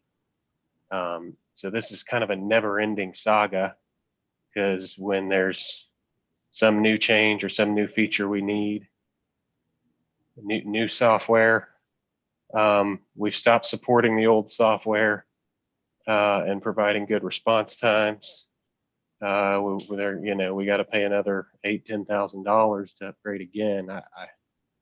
It's just I don't know that those options are available, but I would hope we could find something that's more software as a service. The latest version, the latest software is part of the deal. I agree. I mean, that was one of the main selling points of the meters we got, because that's what they offered. Any upgrades were just, that was part of it. I know what you're talking about. Yeah.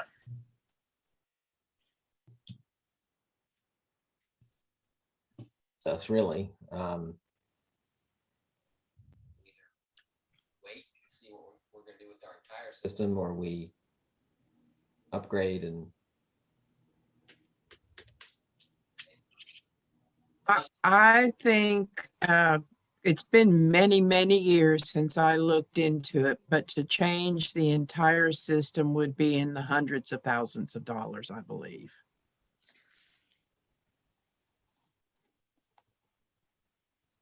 Yeah, at this point, I'm just trying to catch up to where the other departments are, really. I think I'm the low man on the totem pole with local government software packages.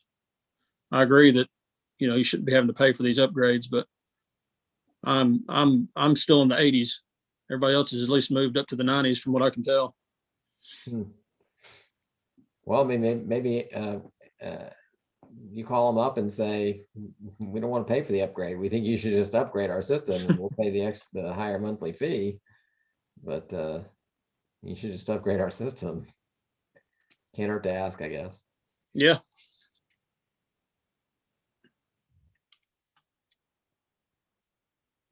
Do we need some sort of authority to proceed, or what, where are we? Well, as it stands, none of the contract amounts are going to be in excess of $10,000, so it wouldn't require formal approval. But again, with prior discussions, I wanted to make sure you guys were fully in the loop.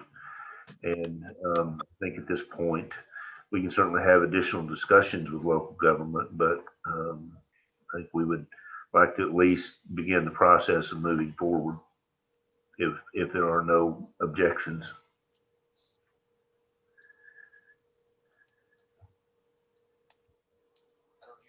Okay. I think we just need to bear in mind our long-term future, so keep those considerations in mind. And that's certainly one thing I think Adam's done a really good job of in the months he's been here. Everything he's done, he really stops and takes a long-term look.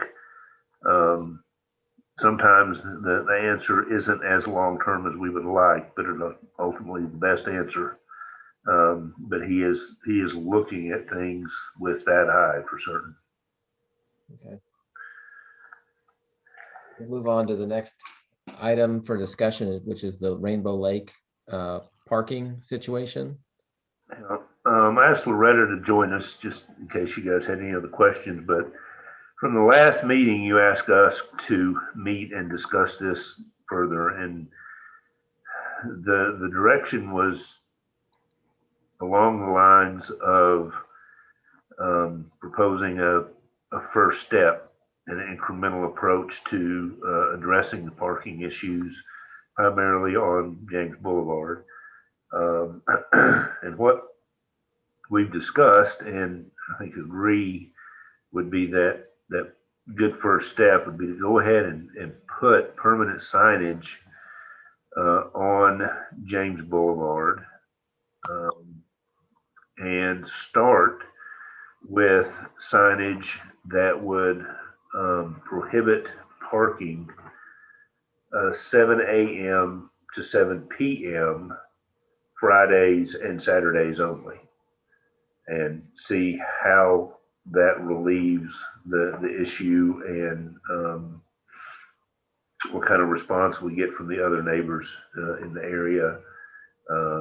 And then if we need to revisit it, it's as simple as changing out some signs. Where is the prohibited parking going to be?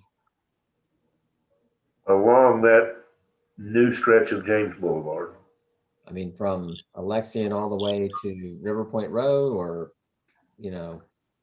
Well, I would suggest doing that, because if you don't,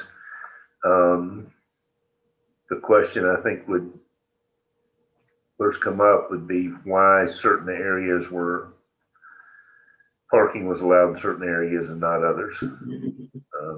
But I think, as Loretta and I discussed it, the intent would be to make that basically the new section of James Boulevard, no parking on the weekends. So that obviously, if you're not doing the same thing on Florida and not doing the same thing on Louisiana, it's going to push traffic around to those streets. Yes. I agree. We were asked to formulate a first step for James Boulevard.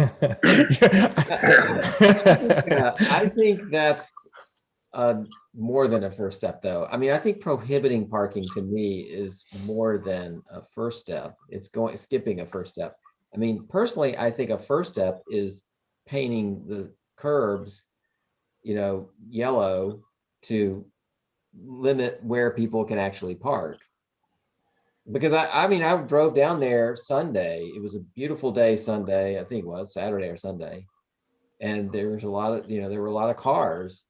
The only car that I noticed that was a problem was one that was almost, I don't remember the name of the road. What's the road that goes down to Signal Point? Signal Point Road. Oh, there we go. Easy. There was a car that was almost on Signal Point Road. That car should have been ticketed or removed or whatever. If we had some sort of either a sign saying don't park, from here toward the end, or painted the curb yellow. And I know you mentioned people don't want curbs painted yellow. I don't care if curbs are painted yellow. I don't know if anybody here does. I don't think we should do that. No? No, it's creating a maintenance problem, and it's also just another sign that you're going to paint what about streets that don't have curbs? How are you going to stop folks from parking there? It's still pushing people over to Louisiana and Signal Point Road and Florida and all the other nearby streets. That doesn't solve the overall problem. So I appreciate the first effort, the parlay, Boyd, on that. But boy, I hope we don't. I wouldn't want to see us do that without a neighborhood public hearing for people in Old Town to talk about it, so that you had more people that were involved and recognized it. And the people on James Boulevard are awesome. So are the people on Florida. So are the people in Louisiana. And we have to have something that makes sense for the whole, for the whole problem. So Can I propose one solution to that? Very time intensive potentially, but maybe the best long term. If you think about all these things, signs, stickers, whatever, there's always, the reality is when I go over there, a significant portion of those tags are out of state. I mean, if you think somebody's going to drive from Kentucky and give up because of a sign that says they're going to be towed or anything, we're probably out of our minds. It's not going to solve the problem. Solving the problem, I think, is more parking. We have the ability, from what I've read in the land trust, to build parking. It's specifically permitted. We have land that's part of the trust directly adjacent, nearly 2 acres, to the current parking lot. What I would hope we could explore as a long-term solution would be putting meters there and maybe having a revenue bond funded by the meters to pay for the parking, working with the Tennessee Land Trust as well. Perhaps we could also have some funding from a state source or a grant or a grant of some sort. And those funds will go to pay for the lot, the cost of the construction of the lot. And once that's satisfied, now we have a source of income that we can use to help maintain the trails. Well, I hear where you're coming from, and I think certainly it ought to be considered, Andrew. But what concerns me is, you can only have 2 baseball teams playing on one field at the same time. There's a physical limitation, and if it's baseball, you have 9, right? 9 on each team, and so you'd say 18 people in the field is about what that sport can handle. But those trails have similar limitations in that you can't just stack and stack and stack people in those trails without causing problems. We're already having some of those problems. Some of them are washed out, and we have litter issues, and there's just use. I wish there was a way, and I suspect there probably is, but I bet it's expensive to determine what capacity should be and make those decisions based on capacity and maintenance and what's needed for the environment that makes this such an awesome place to live here, keeping in mind that those are local parks. and that residents do get priority on those kinds of things. And we're not trying to turn this into a destination place. I could see But us it already is. Wait, I could see us. Well, but again, I'll use the example of Coolidge Park.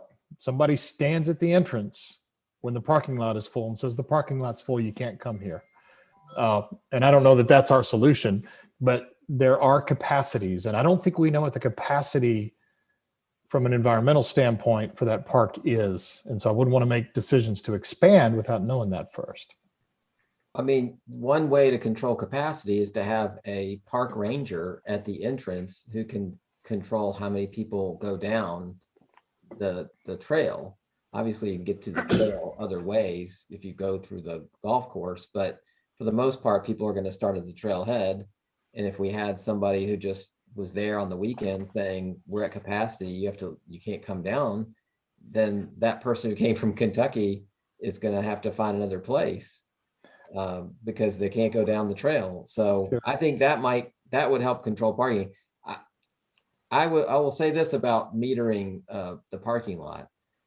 If I drove and there was a meter, I would find a street side to park on. So it's going to create more hassle, more parking problems on the streets because everybody's gonna be like, I'm not going to pay on the meter. I'll just park up here.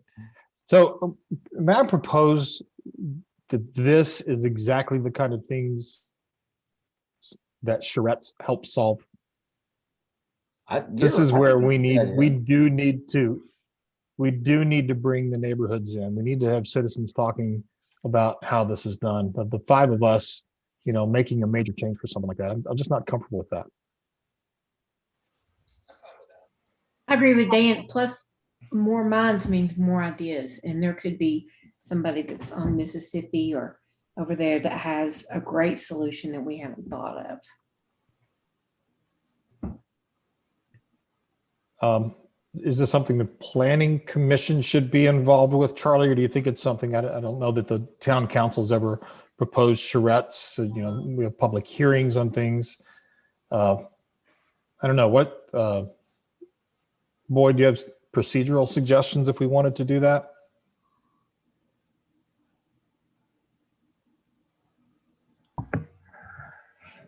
I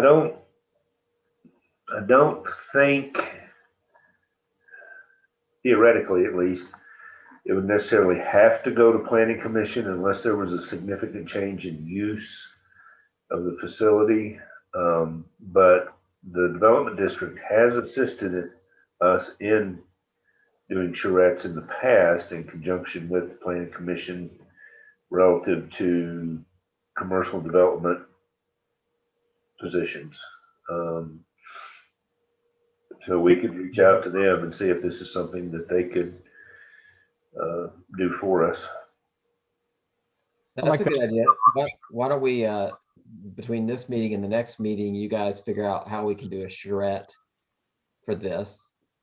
Could we at least put some signs up, maybe temporary or just something saying no parking to corner on, on the, you got River Point, Signal Point. That way you keep people from parking right close to the intersection. Because there is no restriction, right? I mean, other than just. Well, they did that a couple of weeks ago. Did you do it this last weekend too, Boyd? The two folks that have expressed concerns, I won't say complained, they have signs that they can put out that kind of bracket their driveway areas to prevent them from being blocked. So those are the ones you may have seen as those in response to their request for assistance. No, I'm not talking about that. That did work. Nobody was parked between those signs when I drove by there this weekend. I'm just saying, some ways up from Signal Point Road, you put a sign that says no parking at corner, and same thing from River Point Road. That way people don't park right close to the intersection. And then on the other side of the street, the same thing down there by where Signal Point is. We can look at those and see what it would take to consistently address that issue. I think that's just the 3 signs. People were also parked on the gravel right there where Alexian is. And I don't know if that's just Alexian's problem to deal with or not. It's right, you know, like a shoulder, but I think it might be Alexian's property and they probably should be the ones to control that. But That's okay, well, generally, we leave that to them. yeah. All right, so let's we'll talk about the charrette idea next meeting. I like it, and maybe have some sort of signage or something to keep people from parking too close to the corners. All right, well, I think it's good to keep talking about it. We'll solve this problem one day. Okay, no, manager's report. I've pretty much touched on everything I have the gas in the tank to touch on, so. I know, I can tell. So let's move it along. Does anybody have any reports from committees or boards or just other Yes. things? So we've already touched on the DRC. The tree board has had a couple of meetings. Charlie, you've probably received some kind of notice from the tree board asking for some clarification on some wording you suggested already. I did. I told Okay. them that I can't tell them what to do. I think they should just come before the town council. I mean, it isn't me that needs to tell them, it's all of us. But they were trying to respond to your specific objections and sort Yeah, of I wanted to know. I mean, you know, if y'all want me to, I can give them more thoughts independently, but I wouldn't want to do that with, you know, just myself. All right. Basically, It might. I got an email from one of the tree board members who said, we want to know what it is you want. You mentioned, you know, these 2 sections that you didn't think were correct, and we were going to go look at them, but then we thought, well, maybe you should just tell us what you want them to say. And my response was, I can't tell you what to say. Well, I don't think that's what they're asking is for specific wording. They just want to understand what you were trying to get to so that they can give suggested wording. They're not asking you to write it for them. But anyway, that's. I'll do that if everybody wants me to. Otherwise, they should probably come here and have us all discuss it. It could take us forever to get a municipal landscape ordinance done if we don't have some proposed wording here and there. And I'm okay with Charlie discussing, just to clarify his suggestions, and you know, Then bring it back not to us. speaking for all of us, yeah. But if that's okay with all of y'all. Yeah. So, and I didn't bring that up to start the discussion about that, Charlie. That was just one of the points that's on the list. I'm looking at the notes. Yeah. I mean, I'll respond to them now that I know that people are okay with that. I just didn't want to overstep my bounds. Yeah, and there's a section 13-205. Andrew, not you, Andrew, but Andrew with the tree board is also putting together wording on that as well. So it's just that one 13-211 that they're asking about. There are a couple of folks on the tree board looking at different ways to try to find out about the health status of our tree canopy, which is very important to us. So there's some work that's going on with that. April 10th, there's going to be the tree giveaway like they do every year. The trees are coming in late this month. And since the recycle center is open again, they're just going to do it out there like they always have. They're not just going to have the trees. They will have a native plant sale. And they're embarking on an effort to try to educate all of us about why it actually is important to plant, plants that are native to this area. So that's all happening. And there's one particular tree member who's currently a tree board member who's now going through the Master Gardeners class. There's a lot going on. Our tree board is awesome. That's how I want to finish this up. They're doing great work. Thank you. That's awesome. I'm glad we have a good tree board. All right. Anything? Mayor, if I may, kind of back up a little bit, but moving into other boards and committees jogged my memory. We do have some boards and committees that have asked about the ability to meet in person. As you know, like the Planning Commission wants to have a work session. And I think on occasion, the library board has indicated that they would like to do that as well. So just wanted to make sure as long as we broadcast the meetings, they're not required to be physically open to the public, then I think we have enough floor space in the council room to accommodate those occasions when it really would work best to have a work session scenario. But as council had really directed that all meetings would be electronic, wanted to at least put that out and see if there are any objections to, as the committees choose to do so, if it's okay that they meet in person. I think the governor's order was permitting remote meetings, not requiring them. I would just make sure that whatever the scenario is that Harry, maybe gives it the final approval or just tells you what on the front end, what's permissible and what's not. Sure. Okay, thank you. All right, anything else? Okay, we will adjourn, and our next meeting will be March 22nd, 2021.